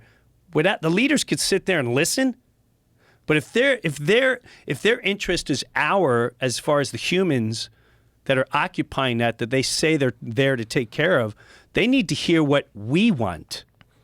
But what we don't want out is of it. world leaders putting everyone's lives in danger. That's what I'm which saying. They've always done, and they're doing right now. This might describe Russia's. So side. why are they still I don't understand. Is that the spook of January 6th? They're gonna catch on to what? Everyone needs to be held responsible who's pushing for complete madness. Okay, so this is what Russia's fear. Okay, according to Stephen Kotkin, excuse me. That's Kotkin, professor of Russian history at Princeton University. Putin believes that Russia rightfully deserves a sphere of influence in its near abroad. To Putin, Ukraine is not a state because it's not sovereign. Small or weak states are only instruments in the hands of the great powers. Where we see Moscow's aggression, Putin sees defense. If Russia cannot control Ukraine, then the West will. Thus, countries like Ukraine become platforms for invasion. And then the West will dismember Russia as the USSR was dismembered. The way of thinking Russia goes back to the czars. Russia has no natural borders on its periphery, and Stalin believed that without hegemony in Eastern Europe, he would be subject to infiltration and subversion. but the peoples of Eastern Europe did not want to be forced to live under communism, and thus arose the very hostility Stalin feared. Interesting. So it was all about controlling the borders in the beginning, and that's what they were worried about. That's okay. They're all creepers. They're all like making moves on each other. They're all stealing oil, blowing up pipelines. They're all creepers. They're on every creepers. side. They They're all are. creepers. Everywhere. Yeah. The Chinese are doing it the most clever because they go to places and just take over like mining. Dude, they're all over Africa. Every time I Yeah. go to Africa, I'd ask them, like, what's it been to, like, the Chinese. They're buying everything. How's the food, though? You got good Chinese food in Africa? I haven't had the Chinese food in Africa I yet. wonder. Imagine if like there's like a thriving. It's like LA with Mexican food. It's the best fucking Mexican food I've ever had, other than being in Mexico. That's 2 arrested for operating illegal overseas police station. Yeah, I did see that. Yeah, is this in New Yeah. York? In New York, yeah. Wait, explain across this. the country. Yeah, they have illegal Chinese police stations where they bust people for doing things that China thinks are crimes. Wait, but are they busting Chinese Yeah. people or They're busting or people Americans? from China that From are China. living in America. I don't know what the citizenship is, but I think that what they're doing is operating as a police force for the Chinese government in America. How do you? Defendants are New York City residents who allegedly operated the police station in Lower Manhattan and destroyed evidence when confronted by the FBI. So these guys, they had their own little police station. Wow. Yeah. Yeah, they didn't tell the U.S. that They were doing charged it. with opening and operating a legal overseas police station located in Lower Manhattan, New York, for a provincial branch of the Ministry of Public Security of the People's Republic of China. Harry Lu Jingwiang, 61 of the Bronx, and Chon Jinping, 59 of Manhattan, were arrested early this morning at their homes in New York City. Their initial appearances are scheduled this afternoon in Brooklyn before the U.S. Magistrate Judge Ramon E. Reyes Jr. Interesting that this is like such a big crime, but you could stab someone, they'll let you out the next day. Right. Like, You can loot a store, you get let out the next day. stab, Like, shoot a guy, but this, rape. operating as a police force, for the People's Republic of China, it's like, you can't do that, bro. What were they catching people doing, and what would be the consequences? Do we know that yet? Like That's going kinda to a ball interesting. game. I don't No, think but I mean, that if they that's been caught public people, do yet. they like ship them back to China? Oh, do what they have a happens jail? when they go? What if they have a jail? What if they have the creepiest probably- jail ever in know New they York do. City? Oh my God, they must have a jail. Of course they do. Do It's they have probably, a jail? You probably got to go in the subway and then down the subway rail and then Oh, open dude, a door. it's like where the rats live. Yes. Oh. Yeah, it's pitch black. Oh. You hear things moving in the water. Like you hear little drips and then you hear like a Did little you hear about splash. that prisoner in Georgia that got eaten alive What? by bed bugs? No. Yeah.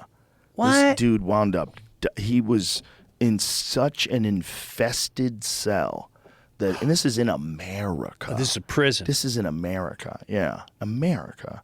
This guy gets eaten alive by bed bugs. How's that possible? I don't understand what they. He was just covered in sores. They just like attacked his whole body. He's like so it's a lying period there. of time. See, in my head, I'm thinking it Yeah, happened he's like- overnight. I This think is a he's period in- of time. I don't know how. I think he's in solitary, and I think they keep them in inhumane conditions. And this guy was just covered in sores. Did you find that other story? Georgia inmate eaten alive by bugs in filthy cell. Claims. A heart. How crazy is this? What did he do? I don't know. Simple battery. Simple Misdemeanor. battery. Oh my God. 3 months later, he's found dead. It was 3 months. Okay. So simple battery. I don't know what happened. He punched the wrong dude, man. I don't know what happened. So we don't know what happened there, right? we don't. Maybe We maybe it was Could have been anything. maybe it was the other person's fault, right? Could be anything. So 3 months later, Mr. Thompson was found dead in a filthy jail cell after being eaten alive by insects and bed bugs, Harper said. When his body was found, one of the detention officers refused to administer CPR because, in her words, she freaked out. The jail cell Mr. Thompson was housed in was not fit for a diseased animal. He did not deserve this. Disturbing photographs attached to Harper's statement show Thompson's cell, which is covered in dirt and strewn with debris. One image also shows Thompson's bony body with defibrillator pads on his chest, which is covered in what appear to be small insect bites. Do they have the Can you images? see it? Yeah. You gotta see the image. So there's his cell. Jesus Christ. Wow. Jesus fucking Christ. Oh my God! Look at that fucking toilet too. Oh, damn. This is so bad. Look at his body. Oh, wow. Oh my God, Showing dude. that. Oh my God. Dude, that's Oh like my God. everything bagel looking thing. That's insane. He was eaten alive by bugs. That's crazy. Oh my God. Oh my God. That's gnarly. That's in America. Yeah. That's in America for simple battery. Yeah. Everyone thinks everything's perfect and amazing. Now, Holy yes, shit. it can be. Like, who is monitoring the jail cells? I mean, they go to fucking restaurants and make sure that the conditions are, they give them an A. Do they do that with jails? Who's monitoring? This jail gets an F. He comes That in. guy died from bed bugs. You get an F. Say, sorry. Yeah, what do they do? Whoops. Sorry about that. That's what Epstein was complaining about before he died. Bed bugs? Rats crawling all over his Of cell. He course. said it was like in horrid conditions. Bro. I think they were flooded. But he had to know the end was near.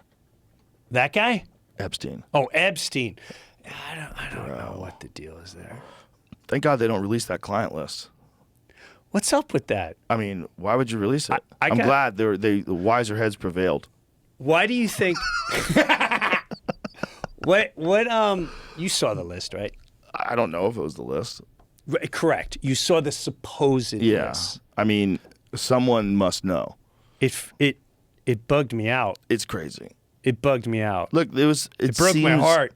It seems like it was for sure some sort of intelligence operation that compromised people. That seems like it for sure. And it seems like celebrities, that people think that celebrities were over there to do horrible stuff. Maybe they were. Right. Or also, maybe they got kind of swindled into doing this thing because all these other celebrities were doing it and all these scientists were doing it. One of the things that it seems to me that if you can get a bunch of people that are really famous to go to a place and, say, hey, like, have you ever been invited to something and they'll tell you, oh, such and such is coming as well? Sure. They'll tell you that a famous person is coming. Sure. So that it makes you want to go. Like, Yeah. oh, the Yeah. conference has that guy? Oh. Right? So I guarantee you that's why they had celebrities there too. They had celebrities because if you can get like Brad Pitt to go there, then all of a sudden like it's okay to go there. Yes. You think it's fine. The only thing is they say they have video footage. Right. So if that's the deal, like, right. I So just here's know the if I was question. on there, I'd be like, yo, Who do they have video? Like, do Like, they who have they got video on? footage of people having sex with underage people? Do they have video of people? What do they have video of? what they have video of? Yeah. Like, are they still making deals, plea deals? Is that Has even anybody going on? that like did that on the island talked about it? Any like girls who were forced? They would have to be terrified of their lives. Without Can you a doubt. imagine you No. were. Let's just imagine No. that there were just adult prostitutes, and you're taking care of lizard people on an island in the middle of the Bahamas. Like, you gotta shut the fuck. They will kill you. They probably kill one in front of everybody just to show them. Like, Well- this is what happens if you open your fucking mouth. They just hack some lady's head off, chop her arms off. I'm all invested in it. People think, why doesn't anyone say anything? When they can find you anywhere, at least they'll tell you that. Yeah. And like you said, they can stand right in front of, hey, man, you're going to have a great time. We're going to bang some kids. It's going to be awesome. We're going to videotape. And if you say anything, oh, my God. Yeah. Just That's kill what somebody in happens. front of you. Boom. Done. Right That's to all the they floor. would have to do. And you're like, okay, let's Yeah. get to it and get done with this as quick as possible. Yeah. I pray to God that's not went down. I mean- but it's weird. It's very weird. It's very strange. Yeah. It's Wouldn't you, if you saw your name on there, right? If you Yeah. saw your name on there, yeah.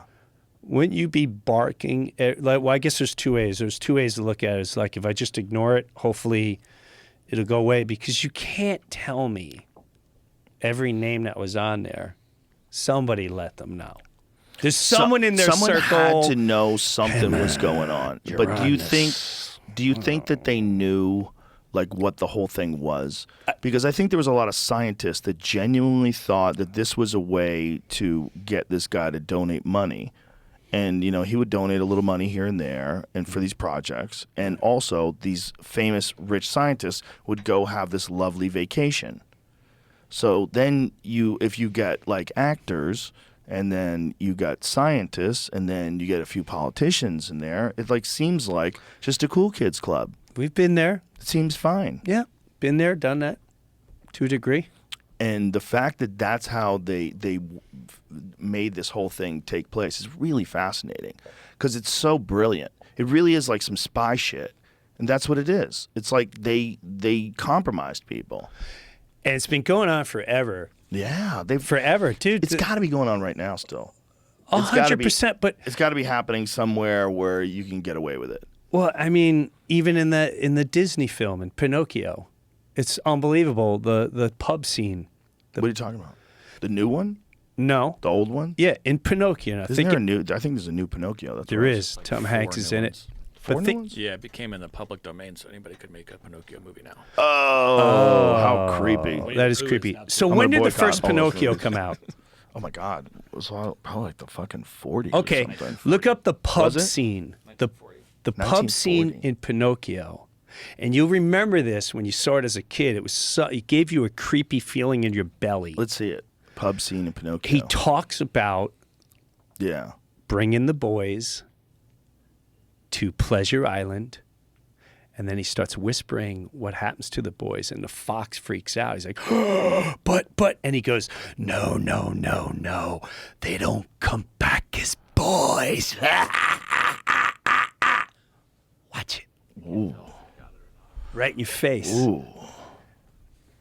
When do you think they started doing stuff like that? Dude.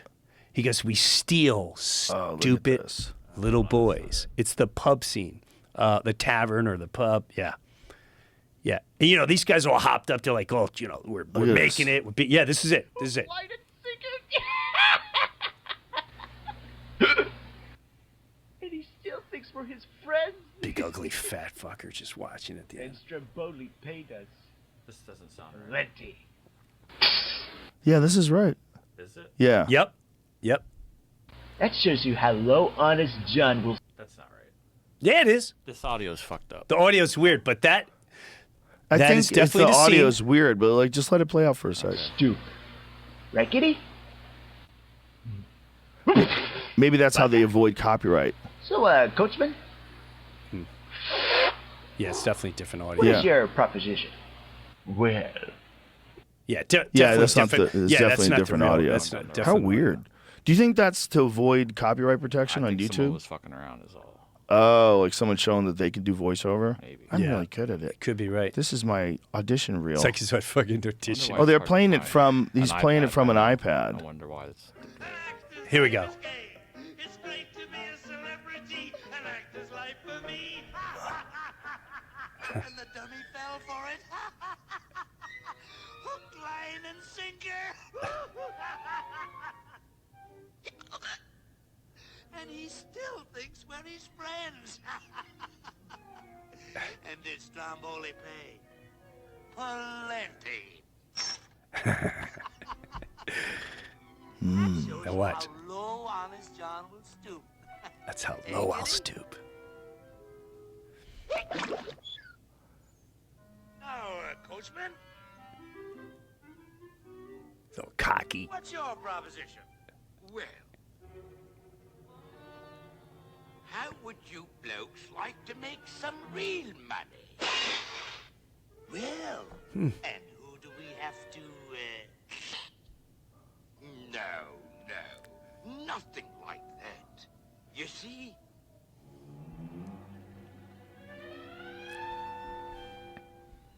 I'm collecting stupid little boys. Stupid little boys.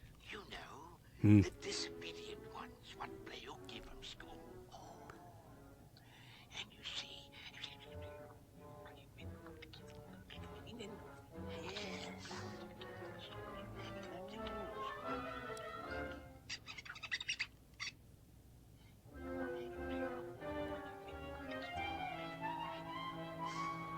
And I takes them to Pleasure Island. Watch your reaction. Pleasure Island? But the law. Suppose they... No. They There's no list. Come back as boys.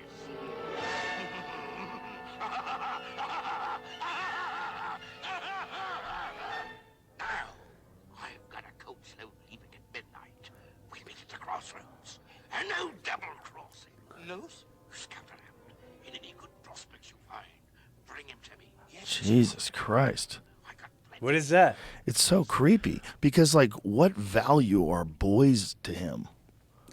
That's the thing. It's like they're going to kidnap these boys, but why? And they're not going to kill him. Oh, Jesus Christ. No. You want to make real money. And the line before it, like, we'll stoop to anything for this much. And that's what people don't understand.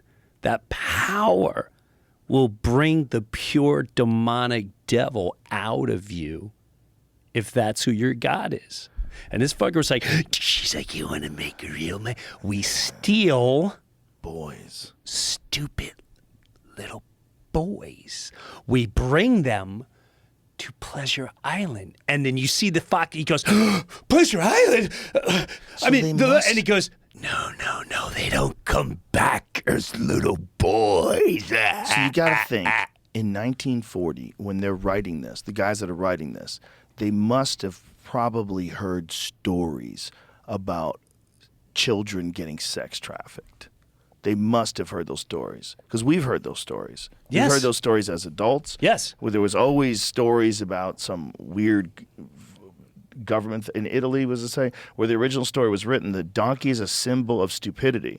The moral behind Pleasure Island is that little boys who scoff at education and moral codes set forth by their parents, preachers, and authority figures will engage in jackass behavior instead, such as fighting, vandalism, underage drinking, and often destined to grow up to become men who have no option to make a living except through back-breaking manual labor. And there are plenty of people in the world, such as the coachmen, who will take advantage of that. I think maybe there's a little more going on there. Like your interpretation of that, that's such a shallow interpretation of them kidnapping boys and saying they don't come back as boys. We're just trying to help their education. And then he's evil. So, like, what value would he have for what's the value of those boys if you're not sexualizing them? Like, it seems like that's a very specific possibility that's happening.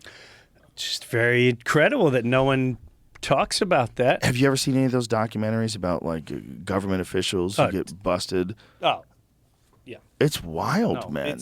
There must be, like, a certain group, like a secret group of people that have been engaging in stuff like that for a long time. Well, think about this. All right. Do you remember, let's say, I'm going to say maybe early 90s? I could be wrong. Somewhere on the, I say around. Do you remember there was a girl that was kidnapped and they found her, and they were hiding her as like a like a religious thing. They had her in the woods, and she came out. They did a magazine article on her. They did a Jessica McClure. Baby Jessica. I don't. She wasn't. She was she a. fell on the well. That's she was a That's teenager. the well girl. She was a teenager. But anyway, they found her. Horrible things, kidnapped her and blah, blah, blah, kept her in the woods, all that jazz.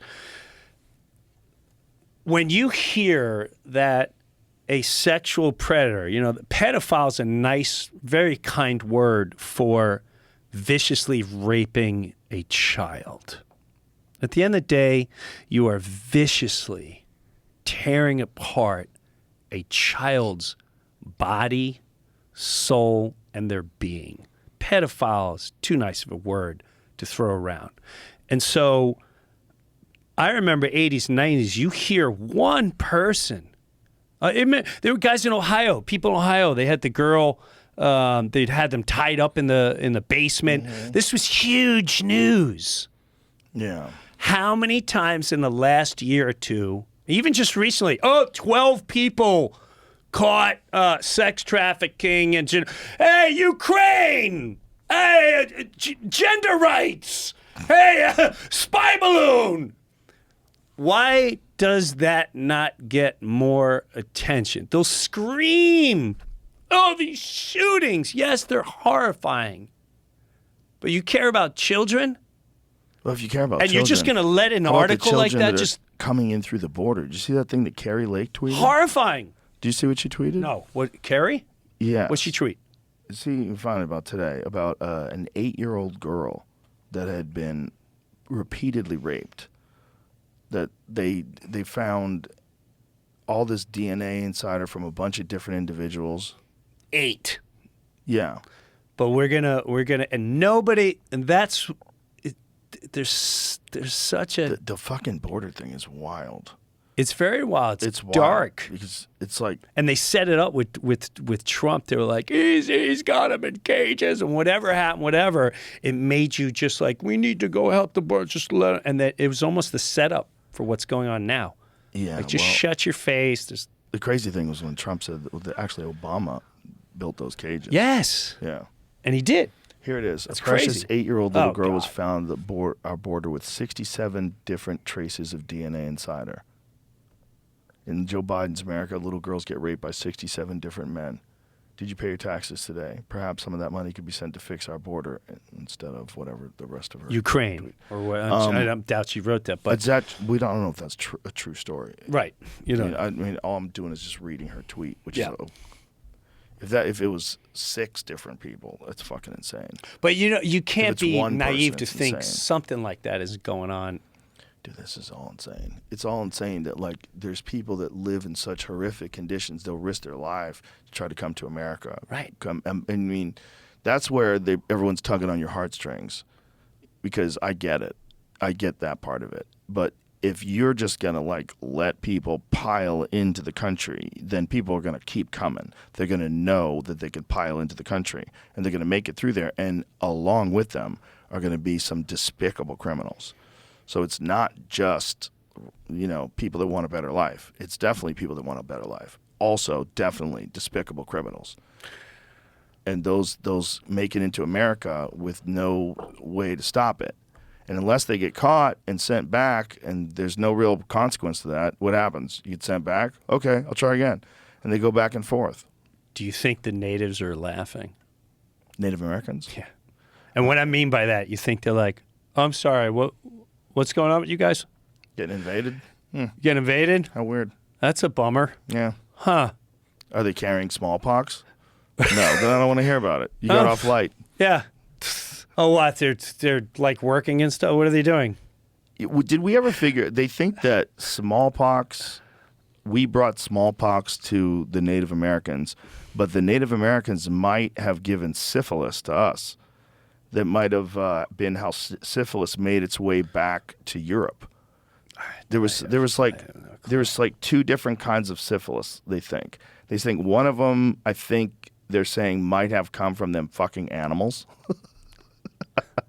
So it's like literal like VD from animals, What kind of animal you think? like sheep and shit like that. I can see Dudes that. banging sheep. I can see that. And then they banged people too, and they gave everybody syphilis. There's like, I believe there's that form, and I think there's another form that they think like Columbus might have brought back from, it was similar around that time when the syphilis outbreak hit Europe. It was when people returned from the New World. I wonder if that's been proven yet. Yeah, that's another thing. Like, I don't know. I'm literally at the point, Joe. I don't know what to believe about anything anymore. Medieval DNA really don't. suggests Columbus didn't trigger syphilis epidemic in Europe. And how do you know? Skeletons provide first DNA evidence of the diverse strain of syphilis circulated in Europe before 1492. Right, but I think what they're saying is there was always a syphilis, but that syphilis was the syphilis that came from fucking animals, and that the syphilis that came from North America was different. I think that was the thing that I had read. You think we're the only species that does that? That gives each other VD? No. No.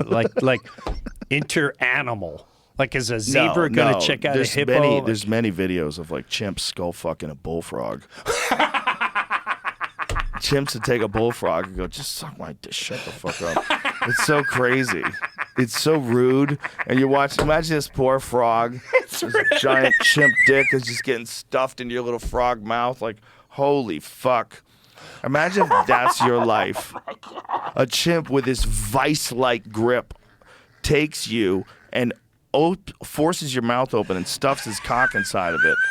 and just skull fucks you. Like, look at this chimp. What's he Oh doing? no! He's holding the frog there. He's holding the frog, so he's walking with it while he's fucking it. That's so rude. That is so rude. So he's gonna take the frog. Hey, come here, motherfucker. Look, he just grabs this frog, and he just forces it on its dick. He uses the frog as a little living fleshlight. Oh my god! How crazy is that, bro? It's rude. It's so rude. You imagine that's the end of your life, just getting your life fucked away by a giant chimp. He just grabs you, and you're like, ah! And you see his dick coming towards you. He just opens your mouth up. Look at this. He just takes his dick and like stuffs it in this frog. This poor frog is like, what the fuck is going on, man? He doesn't even want to like hold him in place. The frog like gets out. It's like, no, back onto my dick. Like he forces it open with his finger, and then stuffs his dick in there. What a psycho! What a fucking psycho! Chimps are psychos. Well, that's what happens when you steal them and you put them in a cage to live the rest of their life. They're gonna go psycho. Yeah, I bet they did that in the wild too. You think? Yeah. They're around bullfrogs. They might not have been around bullfrogs in the wild. They might have Whatever fucked they them all to could've- death. Yeah. They might have had frogs there at one point in history. Wiped out the a whole- chimps just fucked the whole frogs species. to death. Fuck the whole species out of their existence. Yeah. Oh, that hurt, man. Yeah. Oh my Not good. God, that hurt. Can I pee? Yeah, let's pee. I gotta pee. I'll pee too. We'll be right back, folks. Oh my God. Gym and For the nap. shows, you're a napper. I'm not. I like But a my nap every body's now and then. tired. Yeah, travel. I've been traveling the last 2-3 days. Travel's rough, dude. And it's rough. And then It's not staying good out for you. later than Mr. Breuer stays out. Yeah, you bailed on the burgers. Bro, I'm happy I bailed it. I'm not lying to you. Yeah, I generally don't eat burgers, but when I do, I eat 3 double cheeseburgers. But your metabolism is 1,000 times more than mine right now. Like me, I just have like one burger, and now I got a week to try to digest get it. this thing out. My tits are gonna start drooping. It's like, and then I feel bad. Like, I'm not going to the gym. I couldn't stop now. eating them last night. I ate 3 of them at 2 in the morning. I watched you. I watched your buddy making them. I woke up this morning, so How good did they look? Oh my God, you should have smelled it. They looked good, but I tapped out. I was done. The thing about a cheeseburger, and this is what I respect what Philip has done. Philip Franklin Lee, who's a Michelin star chef, and he runs Sushi by Scratch. What is that, in Cedar Park? It's in Cedar Park, I think. And he runs the one in Miami. We went to the one in Miami. He decided to take that, like, his level of understanding how to cook and apply it to something simple and just make the perfect cheeseburger.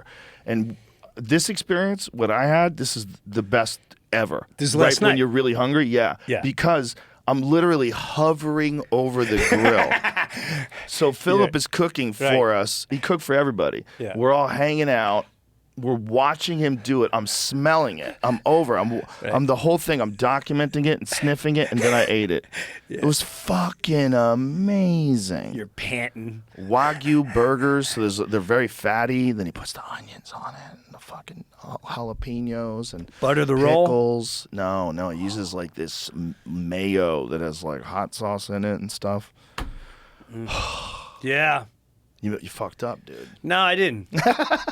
Yeah, we were trying to drag you. No, Jim does not take peer pressure. Like, it bounces right off. No, him. I did a little bit just to go on that stage in that little room. I wanted nothing to do with that. I wanted nothing to do with a set last night. I was up till like 2 in the morning going, I'm fucking going back tomorrow and I'm going to do it my way. And I'm not hanging out with Joe and the guys. And I'm going to care about what I'm going to do and not pretend to nonchalant. Fucking, I'm coming back with some vengeance. Okay. But I was. You don't have to like listen to us. You don't have to stay up. No, I know but that's what I enjoy. I enjoy it too. You enjoy that's the child inside. You need to keep the child alive. And my child is. I like bringing the kid out, but I also. You got responsibilities. Well. Gotta take care of yourself. No, my body. I was done. I was already looking at tomorrow. I'm like, this is gonna be a bad. You're just tired. Yeah. I get it. I've been tired. I was tired. Yeah. And I already ate twice. Yeah, I get I went it. hitting a burger. I get it. If I didn't eat, I get it. I know you do. Those burgers, though. Jesus, those are good. See, I'm still working on this right here. I see. I say I'm working on it. It's very lazy. It's not lazy like other, but it's. What do you do? I do the side thing with the pulley, side pulley. Okay. And then the weight's over. Like I'll be on the bench doing that. Do those? Yeah, like a little bit of those. I'll hang from the bar, do the leg lifts. That's it. Just get a little something going. Just get a little something, then, you know. It's definitely better than nothing. Yeah. Ride my bike a lot. Love riding my bike. That's great. That's what I love about Florida. Oh, okay. Flat. What about alligators? You ever see one? Yeah, I go kayaking with them. Jesus. They're not going to bother you. Jesus. They're not going to bother you. Until they do. There is a little something intimidating about. Until they do. I'm not afraid of them. Oh, I'm very afraid of them. You're not afraid of them at all? No. They're dinosaurs. Let me get it back. If I was in the water, yeah, I'm very. Kayak, you're so close to the water. I'm right in the water. You're in the water with a kayak. Yes. Your nuts and your Yes. asshole. And when are they see touching you- the bottom of that thing, Yeah. maybe it comes and scrapes underneath your nuts and asshole because it's like literally like inches below the kayak, ready to flip it. I don't. Maybe I'm he's not- hungry. I think they're maybe freaked he ate out. all the ducks.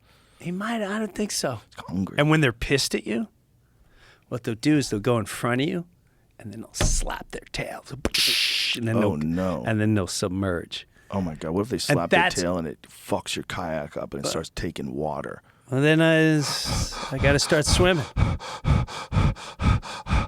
And I wait for 'em. In that water, watch those because they do eat people. Oh yeah, Oh yeah.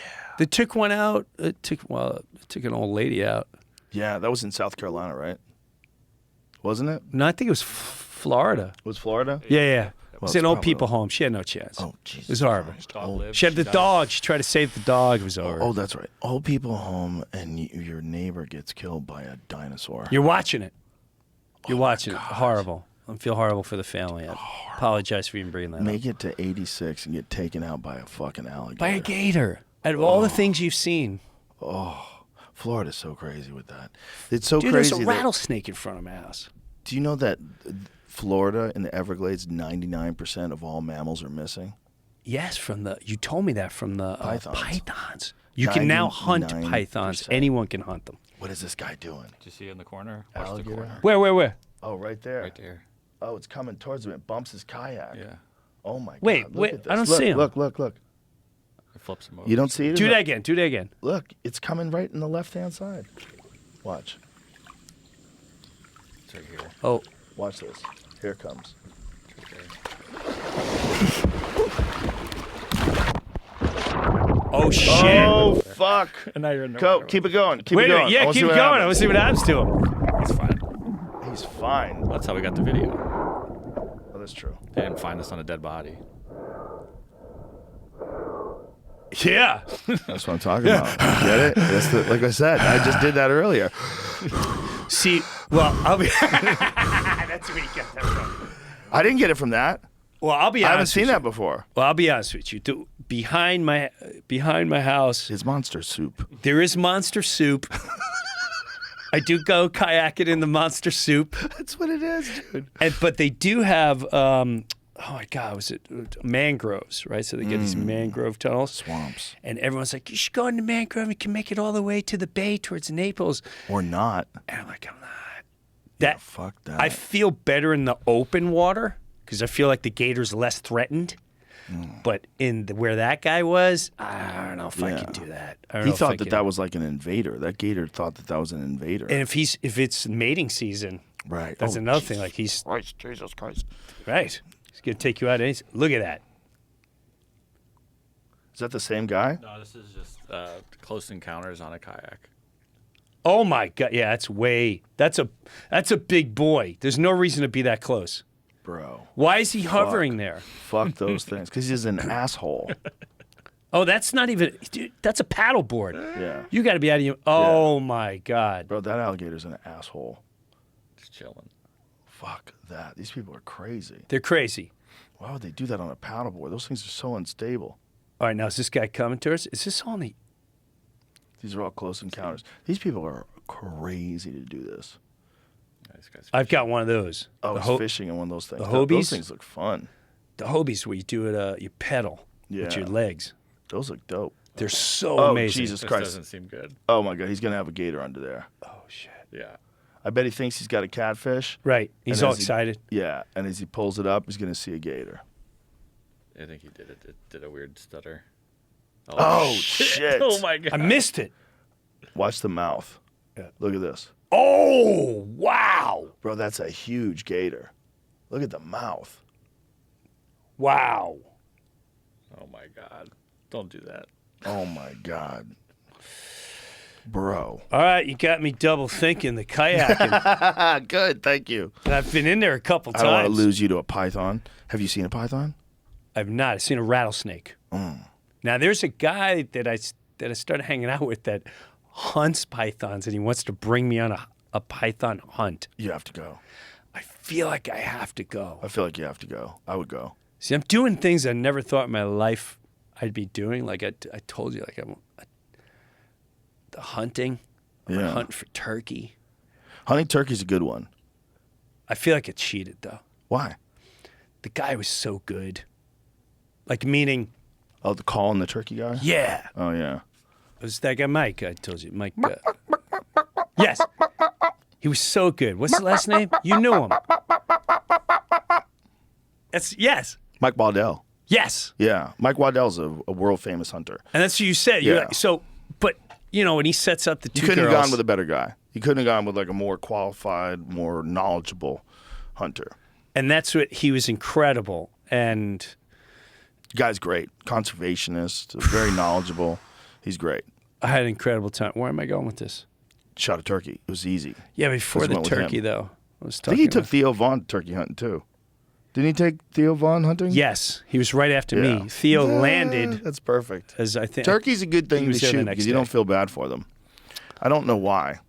It's like you feel bad for a deer that you shoot, even though you know that you're going to eat it, and that's why you're there. There's a sense of loss with a deer that you don't get with a turkey. It's weird. That's interesting. See, now I You blow felt their brains out with a shotgun, and then you're like, all right. I felt it's really funny. I mean, I was with this guy Ira Dean and Mike, and they would laugh their ass off because of they're used to this. And there's a picture of me holding the turkey. Oh damn! There it is. I don't think Ira put out the other one. Ira's on the right. There's another one. It's a big ass turkey. Yeah, I know they're not going to. That's like but what they didn't show. Damn, I wish I had the picture. You were cuddling the turkey before it Yes, died? yes. That's weird. That's creepy. I just wanted to look at it up close. I never saw Oh. a turkey up close, right? So I'm looking at him, and then I'm looking at him, and I'm feeling it. I'm like, wow, so this is what it's like. And then, Ira will come up, and he takes the beak. He's like, hey, good shot, Jim. I'm trying to have a moment. Like, oh, I'm going to eat That's you. the thing. Nobody would do that with a deer. Like, hello, Jim. Right. How are you? You just killed me. Don't you feel bad? They wouldn't do that with a deer. Like, Right, people are where more turkey- respectful to mammals. Yeah. Yeah. It's interesting. Yeah, I'm more respectful to mammals for some strange reason. Yeah, rather than a bird. Yeah, I feel like zero connection to birds. Like, I don't want a pet bird. You know?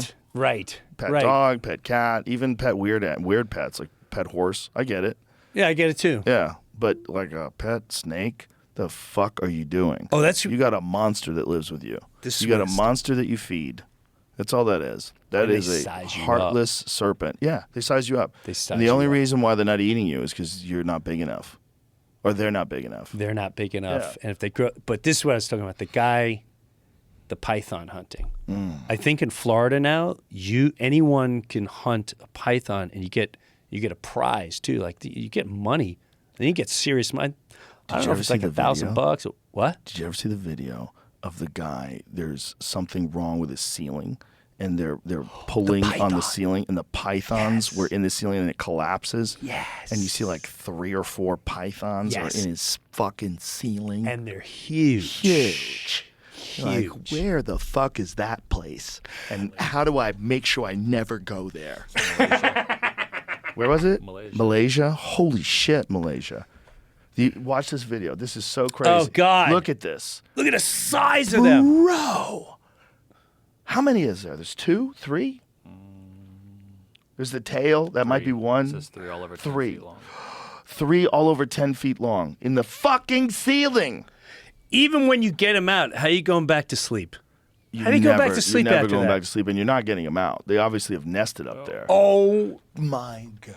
look at the size Look of at them the things. size of these motherfuckers. So they must have heard them scurrying around the ceiling. They caught one in my development. A python? Yeah. How big was it? I think it was like 10 feet. Oh, my God. And that's like, I mean. They found a record size one recently. I think it was 18 feet. I think it was 18 or 19 feet. And they think they get bigger. Like, they don't even know how big they ultimately get. This is not their environment, right? Did you see this video? What? These guys were Pulling out a snake? Oh, no, they It's got pulling out in a trouble. python. Something happened. Like it's at a pet store. or Killing something over like that. 300 pythons and a boa constrictor. But they did like they killed the wrong one or something like that. One of these was pregnant, had like 50 in it inside of it or something. So why are they killing these things? I mean, they're in Florida and they're Oh, so now he realized he killed they the wrong one? or something like that. Yeah. Oh. But Look at the the longer mouse. video of Oh, like them no. killing it is pretty intense. I don't need to see that. I mean, the whole thing is weird that they allowed those as exotic pets, and then these people just let them go in the swamp. Right. And then you just keep multiplying. Don't you remember that Apparently, too? that's only a part of the problem, though. I thought that was the whole problem. Another part of the problem was that there was a wildlife research facility where they were studying pythons, and somehow or another, it got destroyed in a storm, and the pythons got out. The true? Hurricane Andrew, I think. Like in the Yeah. 90s.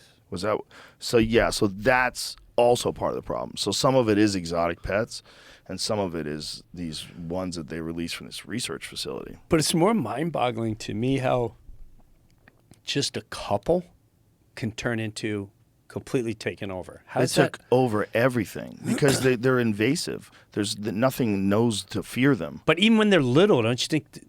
I figure, what is the survival rate if if they're in the water with gators and you have bobcats? And, Yeah, Hurricane Andrew. So that it was that. That is part of the python problem, right? I think they don't know exactly which percentage comes from the pets from the 1970s and shit. Right. People let go. Right. Thousands of specimens of exotic species escaped their cages and enclosures during the passing of the storm through the South Dade County. State environmental inspectors reported 10 days after the hurricane, witnesses spotted hundreds of large snakes and non-venomous snakes loose. Wow, hundreds. And now those hundreds are 500,000. There's 500,000 pythons, they estimate. So because Burmese python invasion of South Florida Everglades, populations of raccoons and opossums dropped roughly 99%, and some species of rabbits and foxes effectively disappeared. Species that had long flourished here were being decimated by the aggressive newcomers. Wow. That's amazing. Yeah, that's why it's a free-for-all now. So go ahead, It go is a get 'em. free-for-all. You know what else they've Go get spotted 'em. in the Everglades? They What? spotted Nile crocodiles. So they don't know how they got in there. They don't know if it's someone's pet, but they had a kill-on-sight order for Nile crocodiles. They don't know if it's a breeding pair. They don't know. They have spotted at least one Nile crocodile in the Everglades. Crocodile's a whole different animal. That's a whole It's different a whole animal. different set. But That's like a wolf compared to a German Shepherd. right. I Yeah. was in Costa Rica, kids were just doing like a vacation, staying in whatever, and I remember being in the water, in the beach. Yeah. Yeah, I was swimming around, and I didn't go. The beach dropped off where we were. It was like a river that and the ocean was close, and it dropped by a little bit. And I mean, I was in there, I was toying around. I wouldn't go too deep, and I stayed close. And the next day we went back there. It was a big freaking. Crocodile slide. No, he was banked on there. Yeah. And I went, oh my God. And I just couldn't believe how no one else was in the water. Yeah. Dude. Yeah. Could have been it. It could have been it. Could have been it. See that? I'm safe in Florida kayaking. The We gators. went on a tour of the crocodile habitat with my kids when they were, the youngest were like, they're probably like 6 and 8, somewhere around then. Yeah. And it was so creepy, dude. I was so, like, every time they moved, like, get away from the edge, get away from the edge. I was so hover parenting, which is like, and the kids are crazy. Like, I want to sit on the railing. I'm like, fuck no, you can't sit on the railing. Right. Like, Yeah. don't do this. Like, if you go in that water, I'm going in that water too, and we're both going to die. Like, You see the I guy? can't, yeah. The guy who did that? What happened? The guy with the dog? Oh yeah, I did see that, but that was a little one. That was It was a little gator. dog, but yeah. Little no, gator too. It wasn't Yeah. a big gator. That guy did get his dog back. That guy's a fucking savage. I don't know how you that's did such a that with your gangster kids. move. You must have been freaking. freaking out. Freaking. And we saw them, and they slide into the water right in front of you. There was this alligator slide, Yeah. or crocodile slide rather. So you're on this body of water, and then right where the bank is, you see the crocs sunning themselves, and then you see them slide into the water. It's so creepy. It is creepy. It's so creepy because they're just killing machines, and you're in just this fucking boat. It's just a boat. And you see them on land too. You don't think Yeah. they're fat. They can move on Oh, land. they move. They move quick. They move faster than we can. They can run faster than us. Wait, what is this? These guys are in their tent, and they turn. There's a post. It says hundreds of alligators or crocodiles behind them. I don't know. In their tent. mean- So they camped on the Whoa! beach. Yeah, they're hanging out. And like, Did you see the one Oh on the my right? God! Look at that. He looks outside his tent. Oh my! Oh see all the my eyes behind God! them? Oh Look at my those eyes back God! there. Oh my God! You literally camped at the spot where they go. What Where do they you do? knew he was there and they were What the gonna fuck go do eat you him. do? What the fuck do you do there? You leave. Do you leave? Yeah. What if you run into another group of them? Right. Like higher up the hill. Right. Imagine you're out of breath. You're running up the hill, and you get to the top, and you realize there's more alligators And up there. there's 10 times the amount. Yeah, and you're out of breath now. You Now know, you can't run. I mean, you gotta do some research before you go there. I think. You know what Yeah. freaks me out more? Young kids, they're reckless. You know what freaks me out more is the Komodo dragons. Oh, they're terrifying. I follow something with them too. They're hard. They're hard. They eat the whole goat like Their it's nothing. mouth too. That fucking the shit that drips out, the slime. Yes. Yes. They're so creepy. Do you remember when Sharon Stone's husband got bit by one of those? It No. bit his foot. Yeah, he went to the zoo. There's a follow up. The alligators got the tent. Oh my God. Look at all of them. Oh my God. Hey, bro. Whoa. That is crazy. So they overcame the tent. So this guy just had to run away. Oh, they're That's in that was Zambia. That was that was a different story. I think. Where are they? Zambia? Oh, those are crocodiles. Yeah. That's scarier.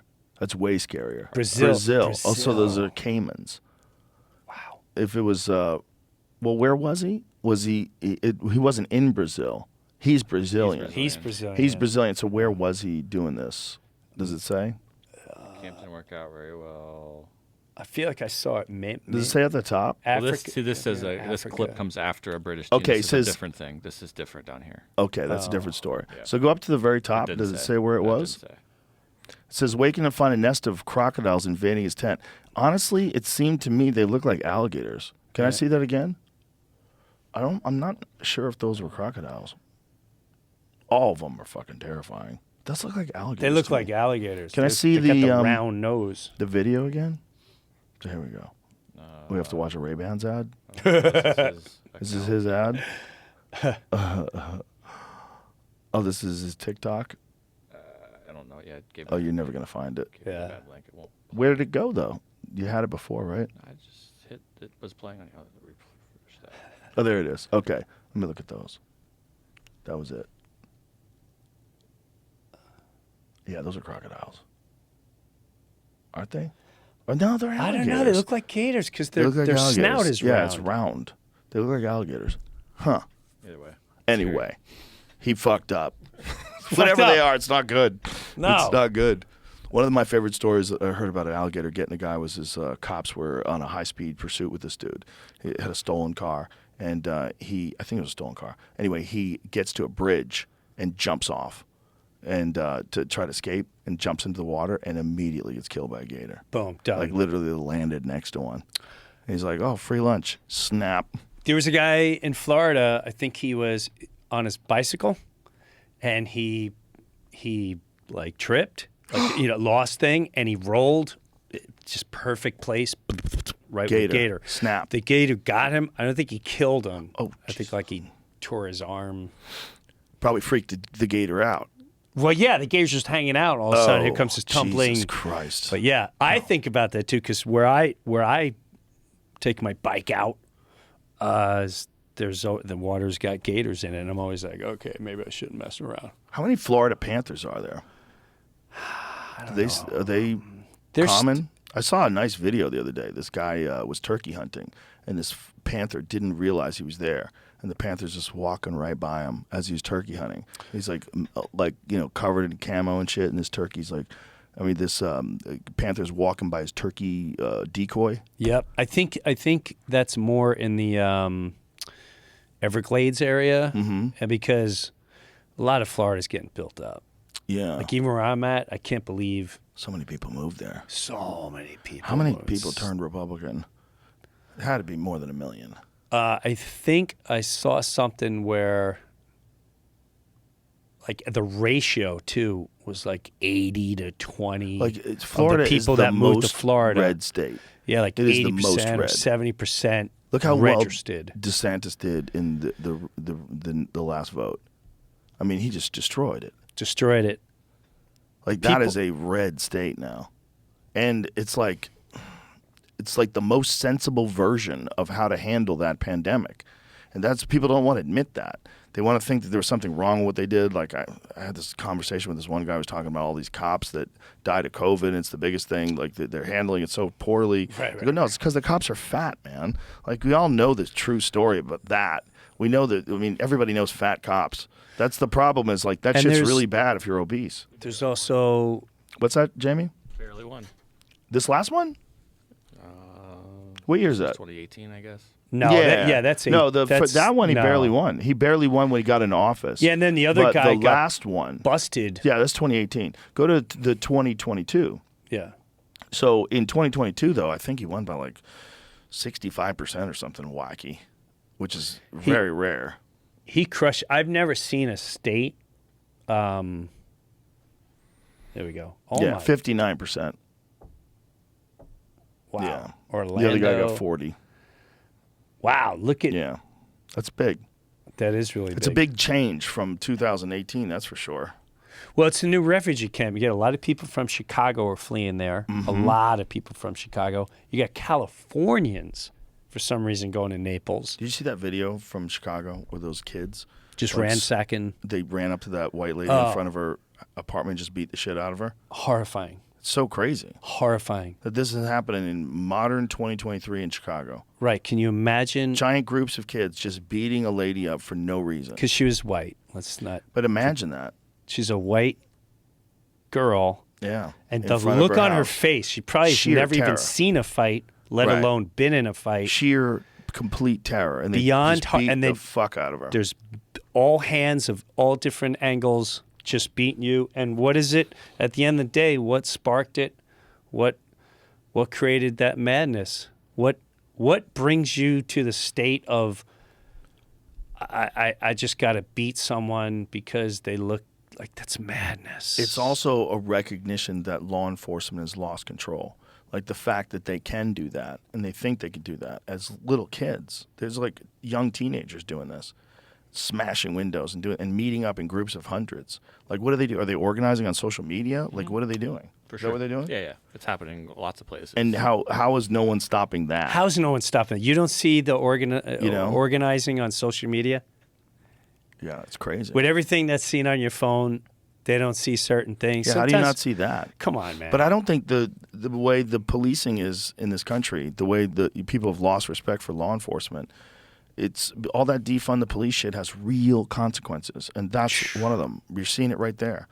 It's so spooky, man. It's so spooky how quickly things can like deteriorate. Well, they also dehumanize everything. When you're a police officer, what you don't realize is most of the times those cops are the first one to see your dead child. Yeah. And you know the trauma that brings? Yeah. Like if you got kids at home and you became an officer because you grew up in a nowhere out situation, or maybe your parents got divorced or whatever, and the only way that you know to survive is you get a pension and blah, blah, blah, and try to take the test. You take a test. You know, most people think cops are just, the guys that are shooting. Most of the things they're showing up to is watching people maimed and killed and fighting and beating women. I mean, the most horror for so many people in the fire department, police, you show up, And like, yeah, the kid's dead in the back. You want to call the mom? You know what kind of, like, that's the side that no one will ever talk about. And that's the side, you just show a clip that happened at one particular incident, and then the demons, we call it news media, the monsters, the creators of pure evil and violence and mind control and emotion control, spit out, and then boom, they hit the nerve, knowing they can manipulate and control and spread violence. And well, it's also activists wanted to say that the problem was cops are showing up, law enforcement, for things that should just involve counselors, and that these cops are not qualified to do that, so they're going to defund that aspect of the police. The problem is just that narrative alone devalues the police. It's like you put this thing out there that we need to stop funding the police. The police are the problem. No, the crime is the fucking problem. And the problem is no one does a damn thing to prevent long-term crime by enriching communities, by going into these places. Instead of spending $40 billion to fight this fucking proxy war with Ukraine and Russia, instead of doing that, what about fixing these fucking cities that have been economically disenfranchised since who the fuck knows when? That's right. Like just decade upon decade upon decade of the same kinds of crime in the same neighborhoods, and you expect people to come out of that and pull themselves up by their bootstraps. It's fucking ridiculous. Bro, I remember the early 90s. I was doing something in Harlem. There was a show in Harlem. It was a comedy club there, the Uptown Comedy Club. I remember that place. Yeah. And I learned so much. I had the most incredible conversation. It was with Tracy Morgan, and we were on the street, and we just got so open and honest, and we just started asking each other questions. And when it came to things like welfare, I realized that is such a purposely driven, in my opinion, government trap. And just the way he was explaining, he's like, if I have a kid, they give me money. And he's like, we don't have options. They keep us here. They put certain foods here. They offer to pay us money. And I'd love to see the statistic of when welfare came out, how communities thrived or plummeted after that, because they didn't have a drive for themselves. They're under the illusion that they're going to be taken care of. That is a very dangerous thing for people if you can keep them complacent and like with a certain level of income, and just keep that amount of money where they don't have to do anything. And a lot of people get conditioned. But the other thing is, like, how do you get people off of that? Like, without extreme willpower and discipline and like working really, really hard to get off of that, and then deciding you're not going to accept that money anymore. Like, for some people, it's easier to just stay in that little system. And that goes on in every level. Yeah. That goes on every level. When every finance level you hit, you kind of, it gets easier with the more finances, but it gets a lot easier. It gets a lot easier. It's a lot easier. Yes. But yes. The thing about it is that it's human nature, but B, there's a lack of hope. So like if you gave that welfare check to places where people are thriving and doing things that they love to do, then it wouldn't be so bad because they just keep doing things they love to do and thriving, right? And then maybe they would find other stuff to do for a living and they wouldn't need welfare. But if you're doing it to people that live in despair, that's when it's sick. Like there's something sick about it, because it's like all you're doing is putting a little Band-Aid on it, and you are giving people food and you are giving people shelter, and that is good. It's definitely better than them being homeless. But that is not fixing anything.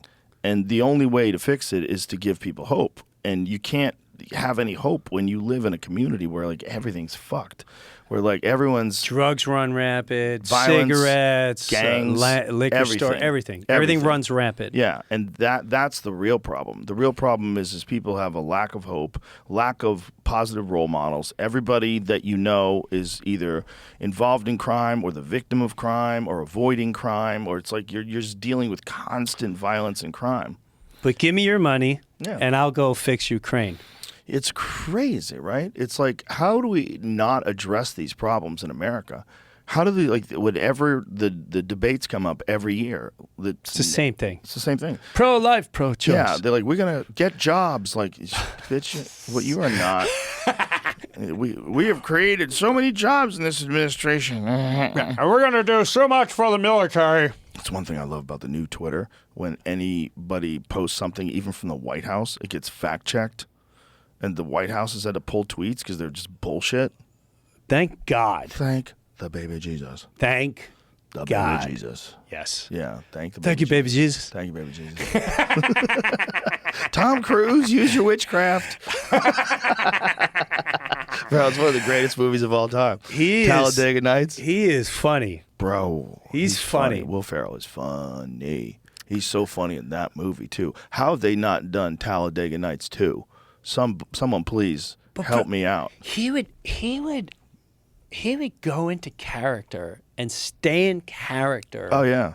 For a week at a time. That's Saturday Night Live. He would come in, he'd wear this vest, and he'd kind of grow his hair a little bit, and he wouldn't shave. And it would drive people like Marcy Klein, like the producer, like, Will, you're representing Saturday Night Live here, and we'd all be like, oh, is he gonna? He wouldn't. He'd do that all week. So they didn't like the way he was dressed? No, because he would stay like that all week and stay in character. Sometimes it would drive me nuts. You know, like if I want to talk to you,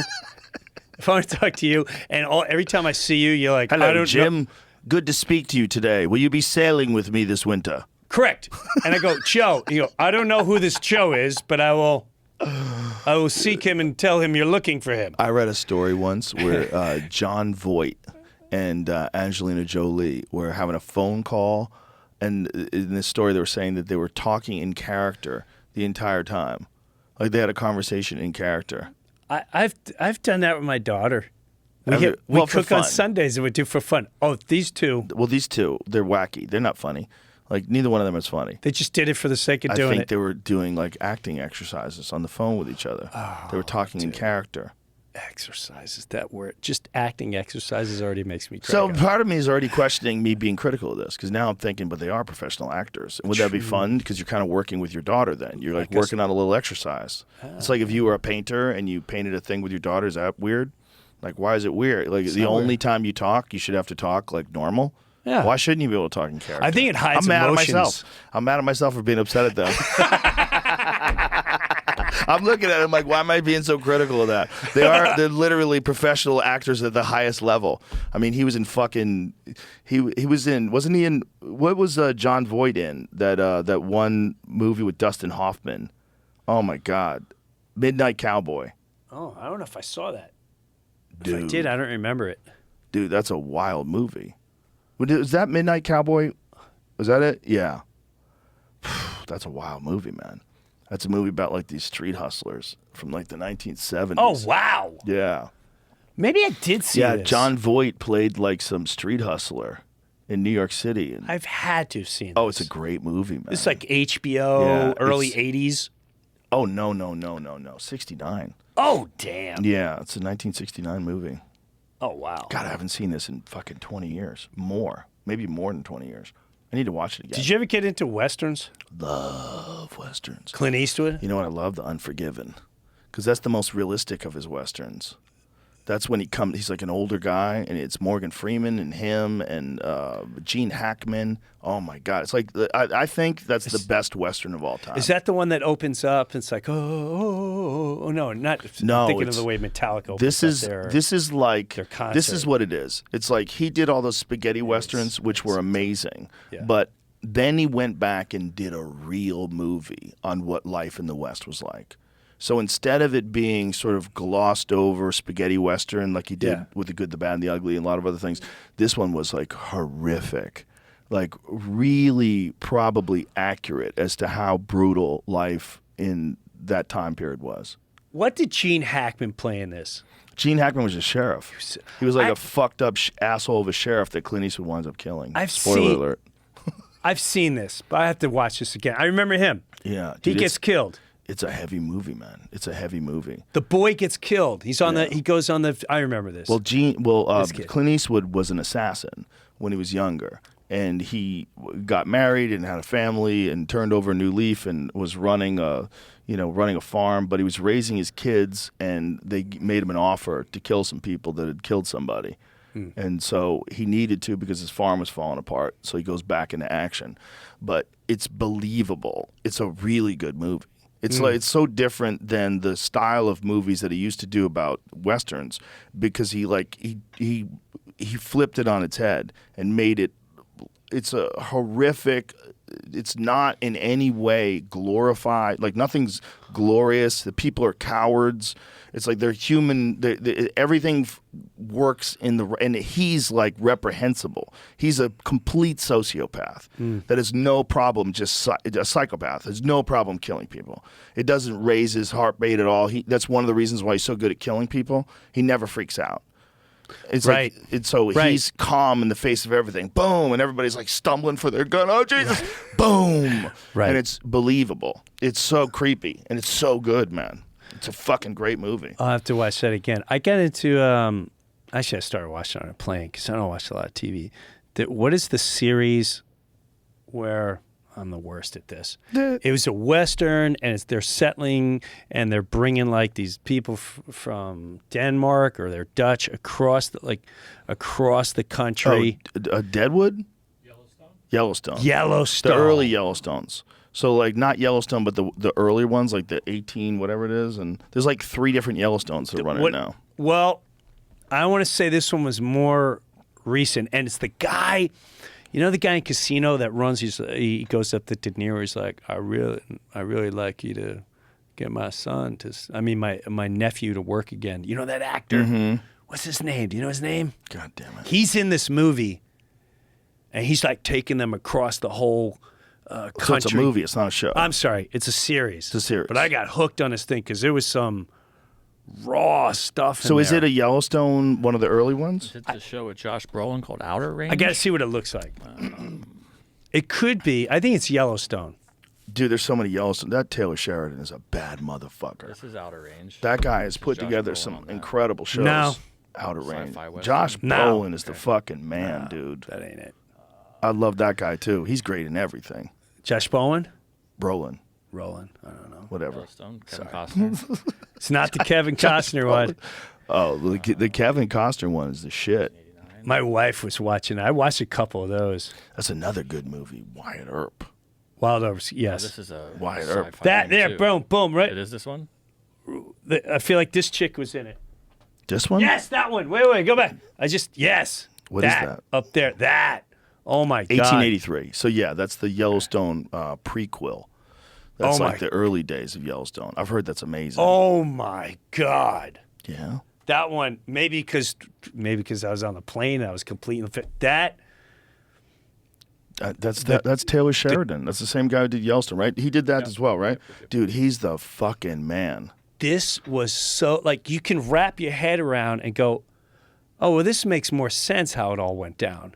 Yeah. This makes all the sense in the world. And they what you were saying with Clint Eastwood, how it's just they became accustomed to it. Yeah. Like because they would constantly be under attack, whether Yeah. it was just for their supplies or they wanted their girls, and they weren't worried about natives. They were more worried about other bunch outlaws. bunch Yeah. of monsters out there.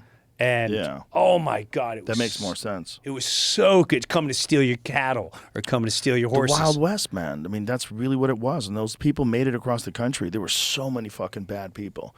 There were so many outlaws and just horrific conditions and no law enforcement and just fucking chaos. Well, there's a scene in there, and it actually reminded me when I watched it last night. You did something last night. There's a little part of one of the sets, and you're talking about like the tribal, like we used to. Oh, you were like we used to, be able to just maim and kill, and That's we had this. for most of history. It was very horrific. Right. Yeah. Well, there's a scene in here that I thought it was described by the female who she's already lost. I don't want to give too much away, but she's seen enough. She's like a kid.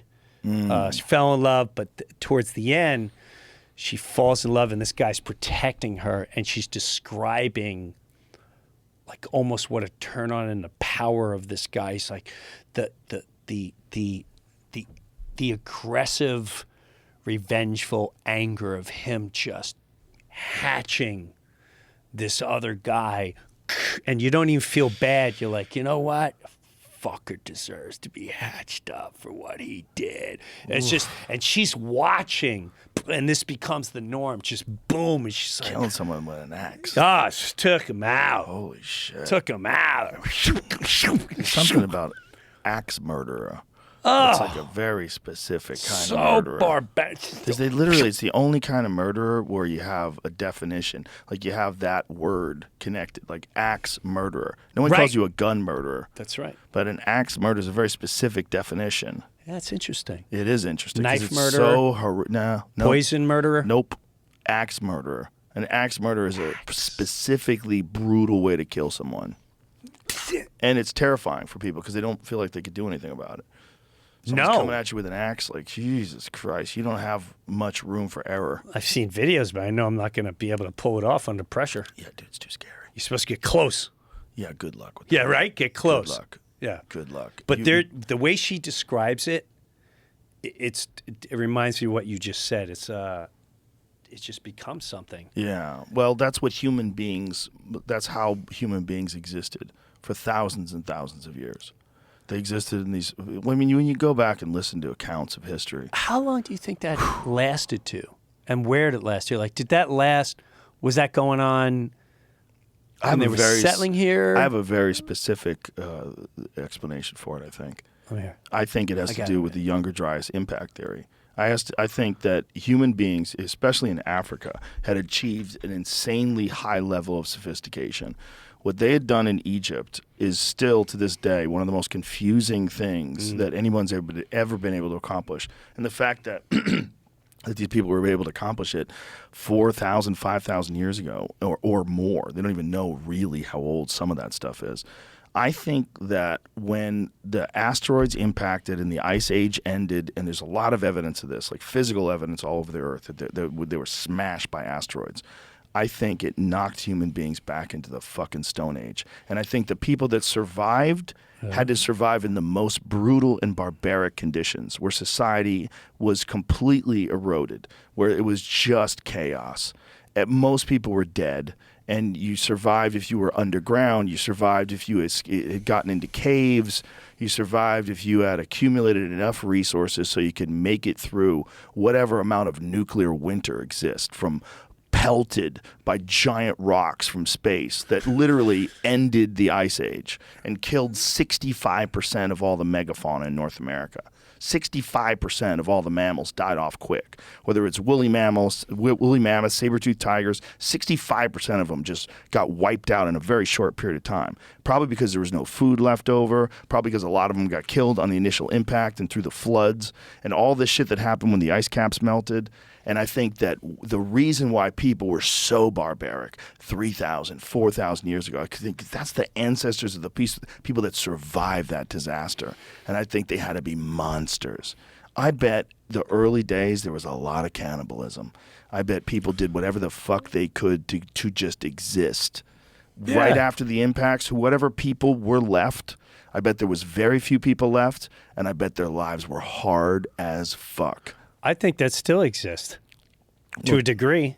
Well, it definitely still exists to a degree. It still exists, but they don't need no ice age to still act like that or have that built inside them. Sure, but what I'm thinking is one of the reasons why you have such sophistication, like 5,000, 6,000, 7,000 years ago, 10,000 years ago, and then you have like thousands of years later, sheer barbarism. Like how'd that happen? Because I think everything was stopped. I think it all stopped, and I think the people were left in a fucking Mad Max world for a long-ass time. When they talk about civilization restarting, right? So if this happened 11,800 years ago, which is what they think happened, the earliest instances up until these theories of modern civilization was 6,000 years ago. That's Sumer. That's first mathematics, first written language. A lot of different things come out of this one part of the world. But that's 5,000 years after the impacts. So what if you have this sophisticated society of people that are operating probably at a higher level than we are now, just through some technology that we don't understand, and they get fucking annihilated by rocks from space. And then whoever does exist, they exist in a horrific way for thousands of years before people reinvent civilization. I don't know. It's all too much for me. I get that. I just don't know. I don't know. That's a good way I think to there's- talk about that. I don't know either. But it's one of my favorite subjects. No, I know. Me too. It's fascinating. I always want to know, like, where do certain things start? Where does that start? And how did it spread? Why do I keep fucking up Graham Hancock's series? It's ancient apocalypse, right? Correct. Well, I always say ancient catastrophe. I almost said it Or again, catastrophes. but it is apocalypse. Ancient apocalypse on Netflix. Watch it. It's amazing. It's a series of where Graham Hancock, who's the master of this stuff, who really understands it better than anybody, and Randall Carlson, who's the master of. He really understands the asteroid impacts and the impact theory. And they put this together, and they said there's like distinct evidence of a very advanced culture that we have no explanation for. And it exists all over the world. There's these stone structures in specific that are so complex, and we don't know who did them. We don't know how they moved them.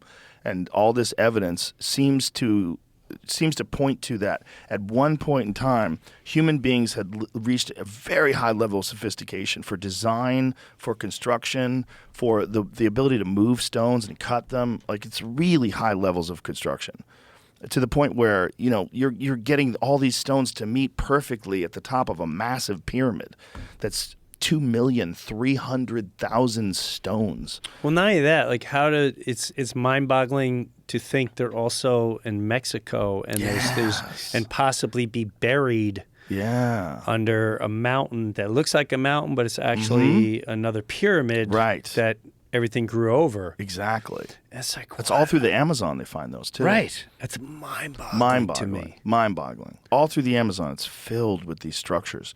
They use LiDAR and they scan the surface of the ground. Right. They find irrigation tracks and like plots of land and just grids like for a city.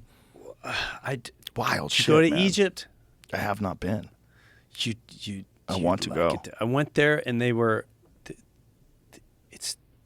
I don't know, man. It's wild. It's also weird to see, like, what the hell's that thing in Washington D.C. The pointy thing. Oh, the obelisk. The obelisk. Yeah. It's like, what is the meaning of that? Because why is that in D.C. and it was in Egypt? It's in Rome as well. It's in Rome. There's an Egyptian obelisk that's in Rome, in the middle of the Vatican. That fascinates me. It's amazing. Like, what's the connection on the three of them, and why is it in D.C.? It's a good question. And the original obelisks, man, when they find ones that they didn't wind up using because there's a crack, and you see them like carved out of stone, you're like, how the fuck were you gonna move this? Right. What did you do? How did you do this? I started seeing stuff like that because I remember my mom would talk about the World Fair. That Chicago thing where they turned on the lights for the first time? No, I saw that one too, but I think there was one in New York, but then I saw the thing in Chicago where they built everything up and it looked like a city and then just got rid of it like it was nothing. Yeah, what was it? Like, was it a facade? Did they build a facade? I don't know. Like, was that a Disney set type thing, or was that some real shady deal going contracting down? deal going on there? For sure, in Chicago, 100% that was the mob. Hey, we got to take it down now. We got a fucking contract there. It's no The good. contract is we build and then we take it down. Come on, I told you. We made a fucking deal. Right. Don't make me come visit you. I put the Caesar up. I put everything you said. Look at it, make it all nice and everything. Don't Why are you make getting excited? me come visit you, you piece of shit. Take it down. The Vatican is insane, dude. Have you been there? I have not. I went to Rome, but I didn't visit the Vatican. God, you got to go next time. I went and I had a really cool guide. We hired a professor. He was this multi-language speaking professor, really interesting dude, and he got really into it with me. Like, we really like got into all these different. He was so knowledgeable. It was really cool. Do you know who you were? Who did he know who you were? He knew Okay, who I was. okay. Yeah, he was really cool. He just gave me like the lowdown on, first of all, why they all have little dicks.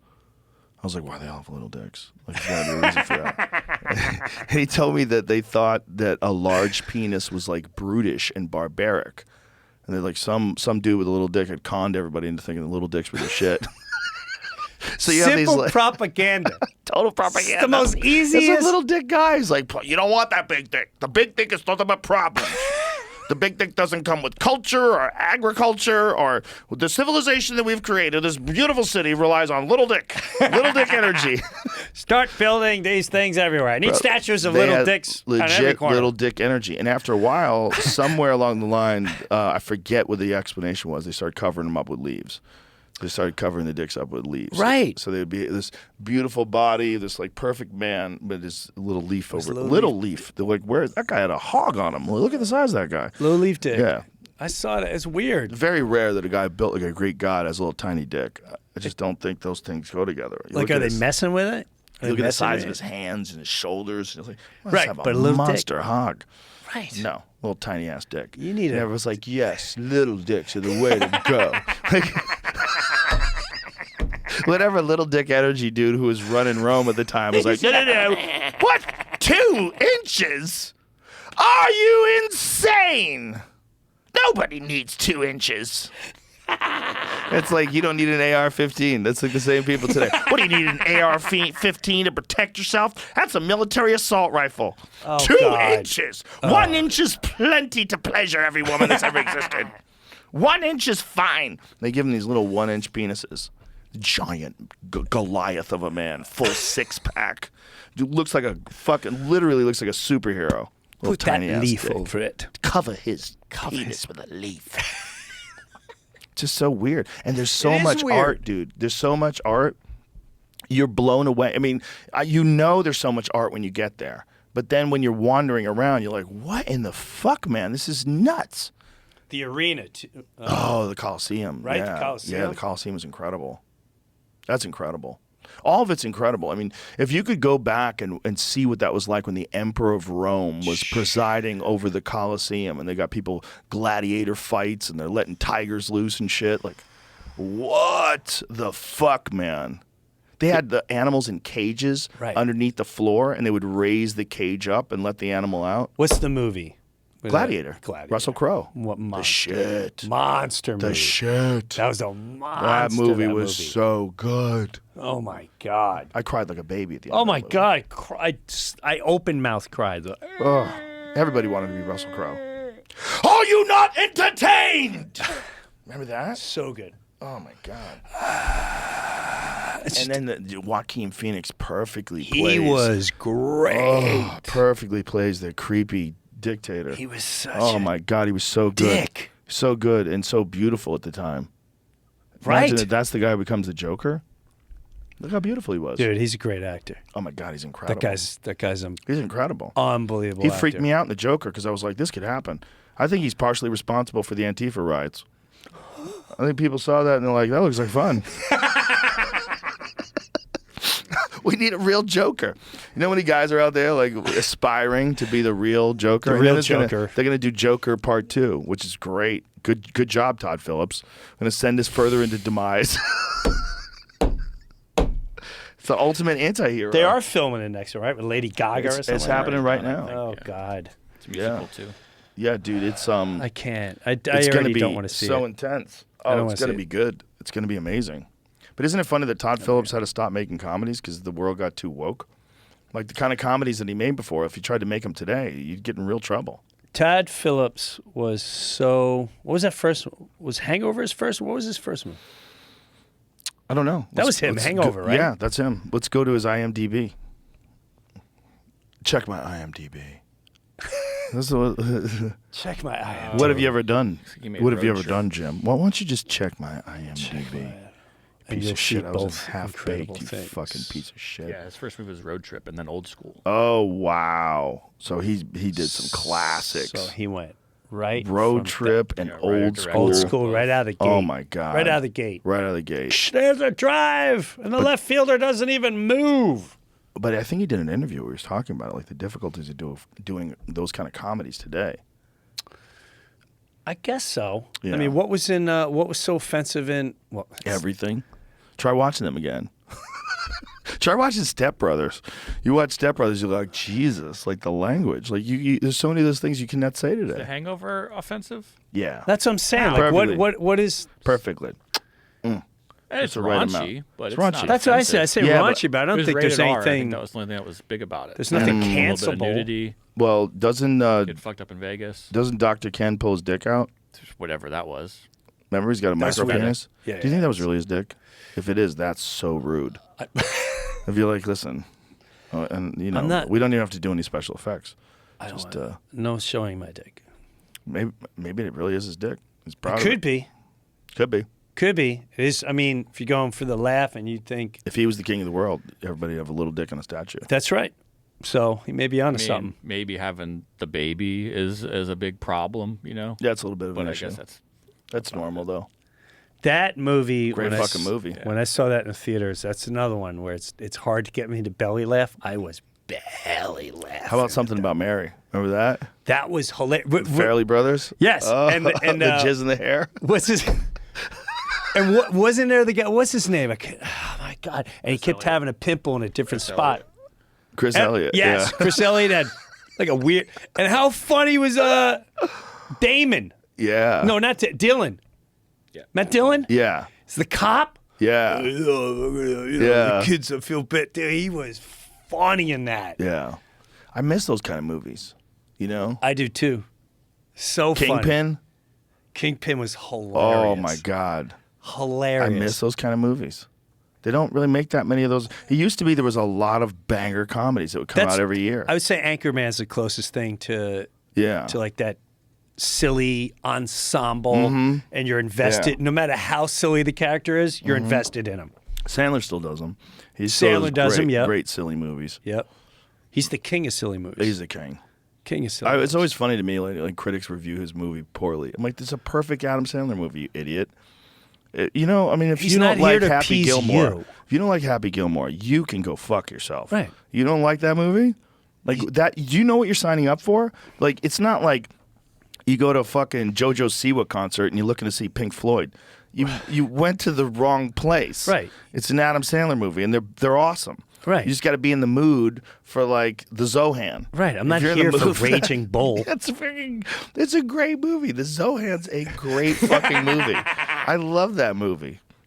And But just like you said, you come in and you've got that mindset, like, you know what, I'm just gonna whatever goes, it's gonna go, and I can't wait for this.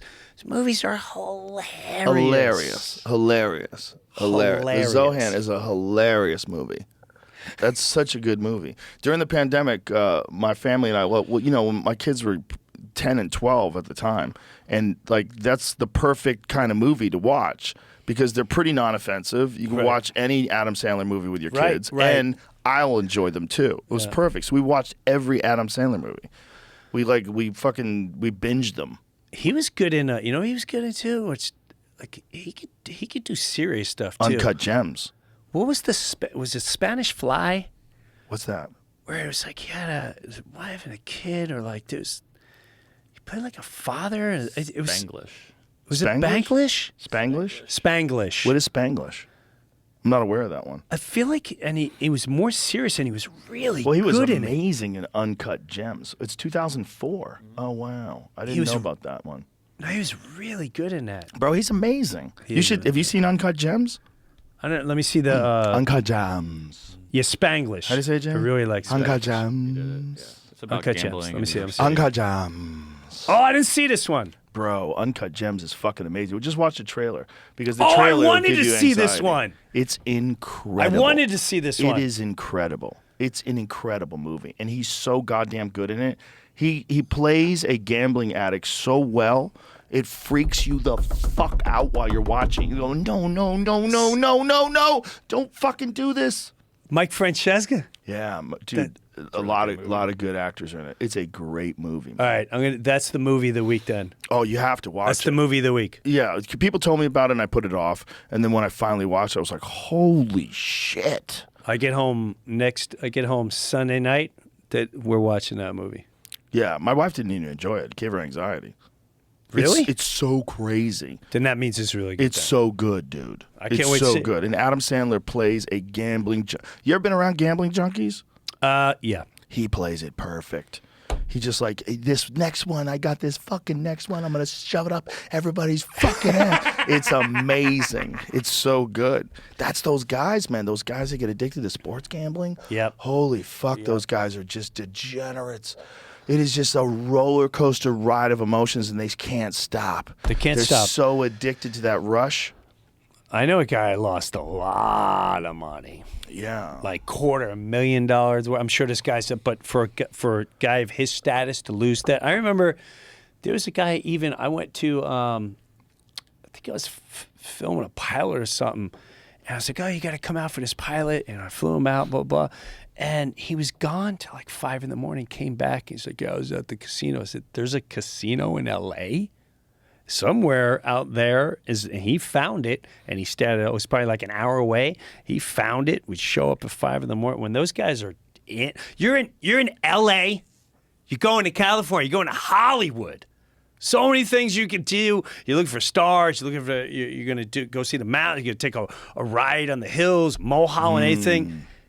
All he wanted to do is find a casino. Jesus. Yeah, it's pretty. It's sad. He beat it. I think he beat it, but it's hard to beat. Because that rush, the thing that they get out of it is like regular life seems very boring if you don't have like a big bet on the line. Like every day there's a bet.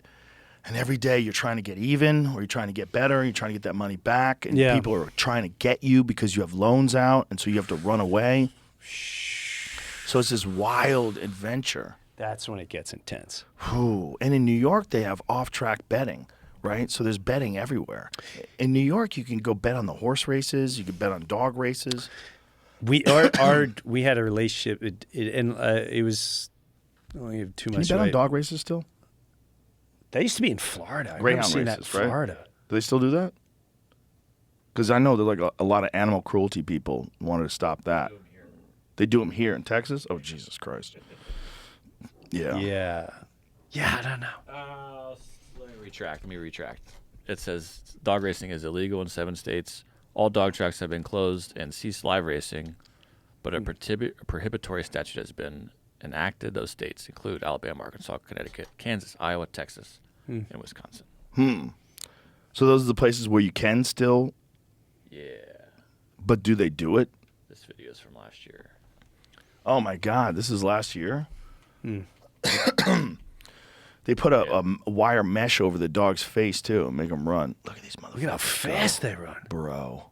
Look at how fast that thing Look how runs. fast those motherfuckers go. That is so insane. Oh, my God. Here comes look at the one on the outside is coming in. Bro, they're so fast. Oh, my. This guy's getting tired. The dude in the front is getting tired. But look at him go. Wow. He just got a last burst of energy. He did. He's like, he felt them on his ass. Yep, he did. He even glanced back and saw him. They're still going. Oh, damn. How long did they run for? It was over. How long did they run for? I don't know. So are they chasing a thing? That one, no. Sometimes they chase like a little rabbit. This time they're just running. They're just running. I felt like he glanced at one right before that turn. Jesus, like, dude. oh, damn, they're on me. Do they have a thing over their mouth while they're running? No. Wow. Yeah, there's something that creeps people out about dogs running. Because like, that dog could just be your pet. Like, why are you having them run? Maybe that's what, like horses. Look, they do run with the thing over their face. Look at that. And so I guess different rules, different places. Wow. That's probably so they don't bite each other. Right. They probably get mad that one dude won the race and try to sucker punch him. Right. Bite his inner thigh. That kind of shit happens, man. Gotta be careful. Competitive dogs. Gives him a little crotch bite right before the thing takes off and all that. Yeah. Alligator racing wouldn't bother me at all. Race those fucking assholes. I'd like to see that go down. Yeah. Little alligator racing. How'd you get them Put to a run? little muscle around them. You have to starve Put chicken. Yeah, you're starting to put a starve chicken them like a stick with a chicken yeah. or something like that. And run with a horse dragging a chicken behind it. Yeah. What if the horse trips? Horse breaks its leg, you're pinned under the horse, and the alligators start running on you. Nobody's going to feel bad for you. No, but if anything, you're going to be a huge social media star the next day. Yeah, well, you're dead. You're not going to be around to enjoy Yeah, it, but you're your dead. family's be like, hey, You isn't had that? starving crocodiles running after the chicken. You know how scary that would be if you had if you starved them so that you could do this? Because you have to starve them for a long time. Because alligators and crocodiles, last for a while. I think they can go a year without eating. Yeah. Wow, that's a long time. Yeah. They're particularly robust animals. That's why they survived everything. They survived everything that Mother Nature threw at them. They survived. They're here and the dinosaurs aren't. You're right. Yeah, they're very robust. Those motherfuckers, they're durable. Yeah, they could just bury themselves. Mm-hmm. Just go underground. Yeah. Just gonna chill out for the next 100 days. They have gator holes in the ground. They have like the little dens they dig in the ground. Steve Ranella just sent me this video of this gator running out of this little area he's in and running into like a gator hole. Gator hole? Yeah, he's got like a gator den that he just has fucking dug into the side. That scares me. It should scare you. Yeah. They're creepy, man. It's a creepy animal. And they live amongst us. And in Florida, they really live amongst us. I mean, They're everywhere. no, I can't find it. When they get too big in our development, I don't know how they get them, but they like take them in the middle of the night or something. They kill if it 'em? gets over 5 feet, no, they relocate them. So they say. Relocate 'em. How about fucking Disney World, where that poor kid got eaten? Well, my How kids were crazy is playing there. that? Jesus, right there. Right there. I know exactly where it happened, and it's a beach. It was a beach area, and I remember walking in the water with my kids. Now, granted, they were only maybe up to their calves, and they were small, but I was right next to them. But still, Fuck that. I see how it went down. Well, the guy, when we were at Disney World, the guy who was they have like a whole fishing adventure thing you can do at Disney World too. Yes. And they take you out on the lake. The guy was saying that they have to remove alligators all the time. They Yeah. just find their way into Disney World. Yeah, they find water. They find water. You can't keep a gator from finding ponds and lakes and all that jazz. It's just Doesn't so matter. interesting that you can just get accustomed to being around monsters. Like even in a North American city, in the United States of America, you get accustomed to being around monsters if you live in Florida. It's just Right. It's different. Just yeah. Florida. Oh, All look, monsters there's a are monster. different. Oh, look, Driving there's down the a- highway, 16-foot monster just sitting on the side. Yeah, there's a monster right there. There's a sunning little himself. monster rattling its tail in front of me. Ooh. Right outside our house. Right as I come out of my house, right as the driveway, sitting there across the street. How big was it? It's probably about 5.5, 6 feet. Jesus. Yeah. Jesus. Nice, thick. He was, and then I think they removed him like 2 days later. This is an interesting fight I've never Someone seen. saw. Oh, I saw this. Yeah, a horse kicks that gator, lets him know who's boss. What? You want some of this? What if that's a wild horse? I don't know, but the horse listen, Stomped on him. and that's a big gator. Jesus. Look at that. Boom. I don't like the horse's chances there. Great meal for that gator if he fucking wins. That's Yeah. a big win for the gator. If that horse fucks up, he gets one of his legs clamped down on.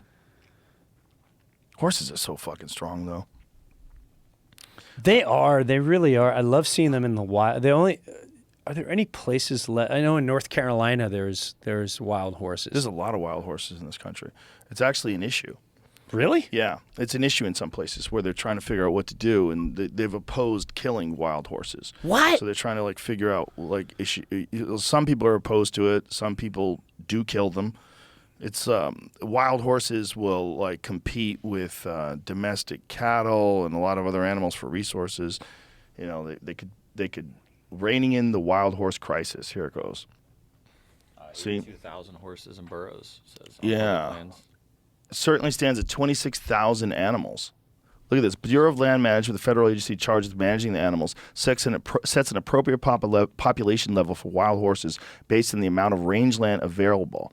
A figure that currently stands at 26,785 animals. Today, there is an estimated 82,000 wild horses and burros on public rangelands, more than 3 times the designated level. Even more challenging, due to the high fertility of the wild equines, the population is on pace to double every 4 years. Wow. Wild horses. It's a lot. Do you know that wild horses actually originated in North America? And then they died off in that mass depopulation of megafauna. And then they were reintroduced in North America by Europeans. Like all the horses in Africa, like all wild The zebra horses, and the so wild- horses originated right here. Isn't that wild? Well, the natives used the horses too. They didn't use the horses until the Europeans gave it to them. Really? Yeah. They didn't have horses? Nope. I never knew that. Yeah. Pretty wild. The Comanche learned horse rearing. That's the reason why the Comanche were able to take over like most of the Great Plains. And, Like not even in and South Texas. America, they didn't have horses. Like when they used donkeys. when Cortez invaded the Aztecs, Yeah. one of the things they were freaked out about that he was on a horse. They thought they were like gods. They're riding horses. Yeah, that would Like, freak they hadn't me seen out. that. That would freak me out. What's crazy is they started here. Horses started here. They were wiped out and then reintroduced by the Europeans. And now you got a giant population of wild ones. Huh. Pretty interesting, but goddamn, imagine just being in the wild and seeing like a group of wild horses running by. That'd be amazing. It would be pretty awesome. Pretty fucking There's amazing. a presence too. Like I was on the Outer Banks, and if you go to the area where there's no roads or whatever, you go to, and you'll just see like a herd of horses just kind of hanging out around your house. It brings this like bizarre peace inside. Yeah. I can't explain it. They're It's a fucking so cool animal. It's majestic looking. Yeah. And you feel something when I can't explain it. Plus, there's something that I like about these horses just out there just living wild. Yes. And probably very happy. Like that's the only way to be happy. the way they want to live. Of course. We are just so accustomed to all horses being just locked up. Right. Weird, right? It is weird. Like we think of wild horses as a problem. Right. That's a problem. Isn't that interesting? But wrangling This is them a in. problem. They're wild. They're a problem. These Why are they out there wild when we could be riding them? they're all This is bullshit. they're free, Yeah. roaming where they want. This is such an issue. And you can't control them like you control deer, right? So if there's like wild deer and the population gets too high, you just issue tags, and then the hunters go and they, manage the wildlife population that way. You can't do that with horses because people don't like. You don't want to shoot a fucking horse. That's Can't get creepy. worse. That's a tough. Creepy. I don't want that gig if you had to do it. Mm-mm. Imagine you're the guy who has to go out and kill the wild horses. You'd feel like such a piece of shit. Yeah. Especially if someone saw you too by accident or something. They told me to do it. You got a sniper rifle and just taking out these majestic stallions and mares. When that are just video comes out. enjoying themselves on these beautiful plains, just eating grass, not fucking with anybody. Running around, jumping. And you got them at a distance. Boom. Right. And the baby horse looking at the mom like, oh my God, what just happened? Oh, and so if you have 82,000 and it doubles every 4 years, and you got to get it down to 26,000, dude, that's a lot of slaughter. They're gonna poison them or something. Well, They'll do something gnarly. I wonder what they're going to do because that has giant consequences. Because then things that eat them get poisoned. There was a problem with that in L.A. because they were poisoning rats, and then you're seeing a decrease in the owl population. Yeah, 'cause right. the owls would swoop down and get these diseased rats, these poisoned rats, and then they would get sick. We before we moved here, an owl died on our front porch, and there was something wrong with it, man. We were wondering if it got poisoned. It was all fucked up. It was just like trying to like move but couldn't, and we found I guess it had fallen from the sky and just landed in front of our house. It was a barn owl, the big like Like with a the real big, fucking owl, like real yeah, those right, creepy the big cat, eyes, one of them cat killing owls. the ones that turn around and look. It at wasn't you. necessarily a big one. It was just a regular size one, Yeah, but but the eyes. it was weird, man, to see this thing poisoned. I think my guess is that it either ate something, like 'cause people they do that all the time. They leave out rat poison. right. Like that's how people take care of rats around their house. Yeah, you don't realize you're right. Everything else is being poisoned. Something eats it, it's going to be poisoned. Maybe it comes in contact with something else. That's the beautiful thing about the ecosystem of California is that those little coyotes, they keep the rat population down. People that are sad because the coyotes kill their cats and kill their dogs, yeah, it is sad. But also, the reason why you're not infested with rats is because you got little tiny wolves that are running through the hills every day, just eating everything that slips up. Yeah. And you need that balance, as weird as that seems. No, that's a well-designed plan at the end of the day. Yeah, but there's something cool about seeing those motherfuckers operating in the city. There's something cool about like a just- coyote. Yeah, just Yes. hanging out in the city. There's a creepy video of a coyote eating a cat in L.A. on a front lawn while traffic is driving by, and this coyote is just eating this cat. I might have seen this. I remember seeing coyotes in downtown Chicago a couple Yeah. years ago. They're everywhere. That blew me away. They're in every city. Well, yeah. Every city in but the country. that's wild to think It's about. wild. Yeah. And they haven't attacked people. Yeah, they have. Oh, they have. Sure. Yeah, in Canada, a woman got killed by one. It's very rare. Oh. It was a 19-year-old woman, but they attributed that to the lack of prey for the coyotes in that area, and they've taken to attacking moose. So these coyotes were accustomed to attacking things that were bigger than her. Right. Bigger than them. Oh, so yeah. here's this I think coyote oh, my in the God. middle of fucking L.A. just eating this cat. Wow. It's so creepy, dude. Look at that. Oh, Oh, my God. wow. That's creepy. You Imagine little that's your- motherfucker. That's your little sweetheart. That's your cat. Your That's little purr what machine. you look up And to. it's just meat to this coyote. Yeah, that's all it is. He's just eating it and then Look at it. Raw. time lapsed. He's eating a foot. Look at that cat look right at the cat behind him. watching. Oh, Jesus. Cat's like, That cat was like, oh. he's shit. traumatized. Look at him. He's twitching. He's Oh, watching shit. his buddy just That's get. where she went. I was trying to fuck her. Yeah. Oh shit. Yeah. Look at him, man. Wow. I'm Look just at him. gonna walk over here. He's I don't think he sneaking sees me. around. He's sneaking around. I don't Wow. think he sees me. I'm just gonna get out of here. He just did that. Wow. Right behind that fucking coyote. Look at that. Right on the lawn. I'm Right on gonna the lawn. All eat his this cars thing. everywhere. He doesn't give a shit. He's just eating that cat. Dude, they're just around people. There's a great That's book. nature If right you're really there. interested in coyotes, there's a great book called Coyote America by this guy, Dan Flores, who's he's been on the podcast before. I forget where he's a professor at, but he has a detailed history of the coyote and how they were worshipped by certain Native Americans and how they made their way into every city in the country over the last 100 years. Like they were confined to the West, but they got chased out. And as they got chased out of places, they just reestablished themselves in new places until they're everywhere. Survival. Nature always Yeah. figures it out a way. Dude, I gotta pee again. You gotta pee again? Let's wrap this bitch up. Okay. We did enough. Oh damn. It's 5 o'clock. Got a show in 2 hours. It's 5 o'clock? It's 5 o'clock. No. Yes. What time we get in here? I don't know. Huh. Fun times, Jim Breuer. We're going to have some more fun times tonight. I'm excited. I am too, man. All right, brother. I love you to death. I love you too, You're the brother. best. I love you. It's great to be around you again. It's You been a as while. well. It's been a while. Last night was fun. It was fun. It was a good I'm time. gonna have more fun tonight. All right, more fun tonight. All right, bye, everybody.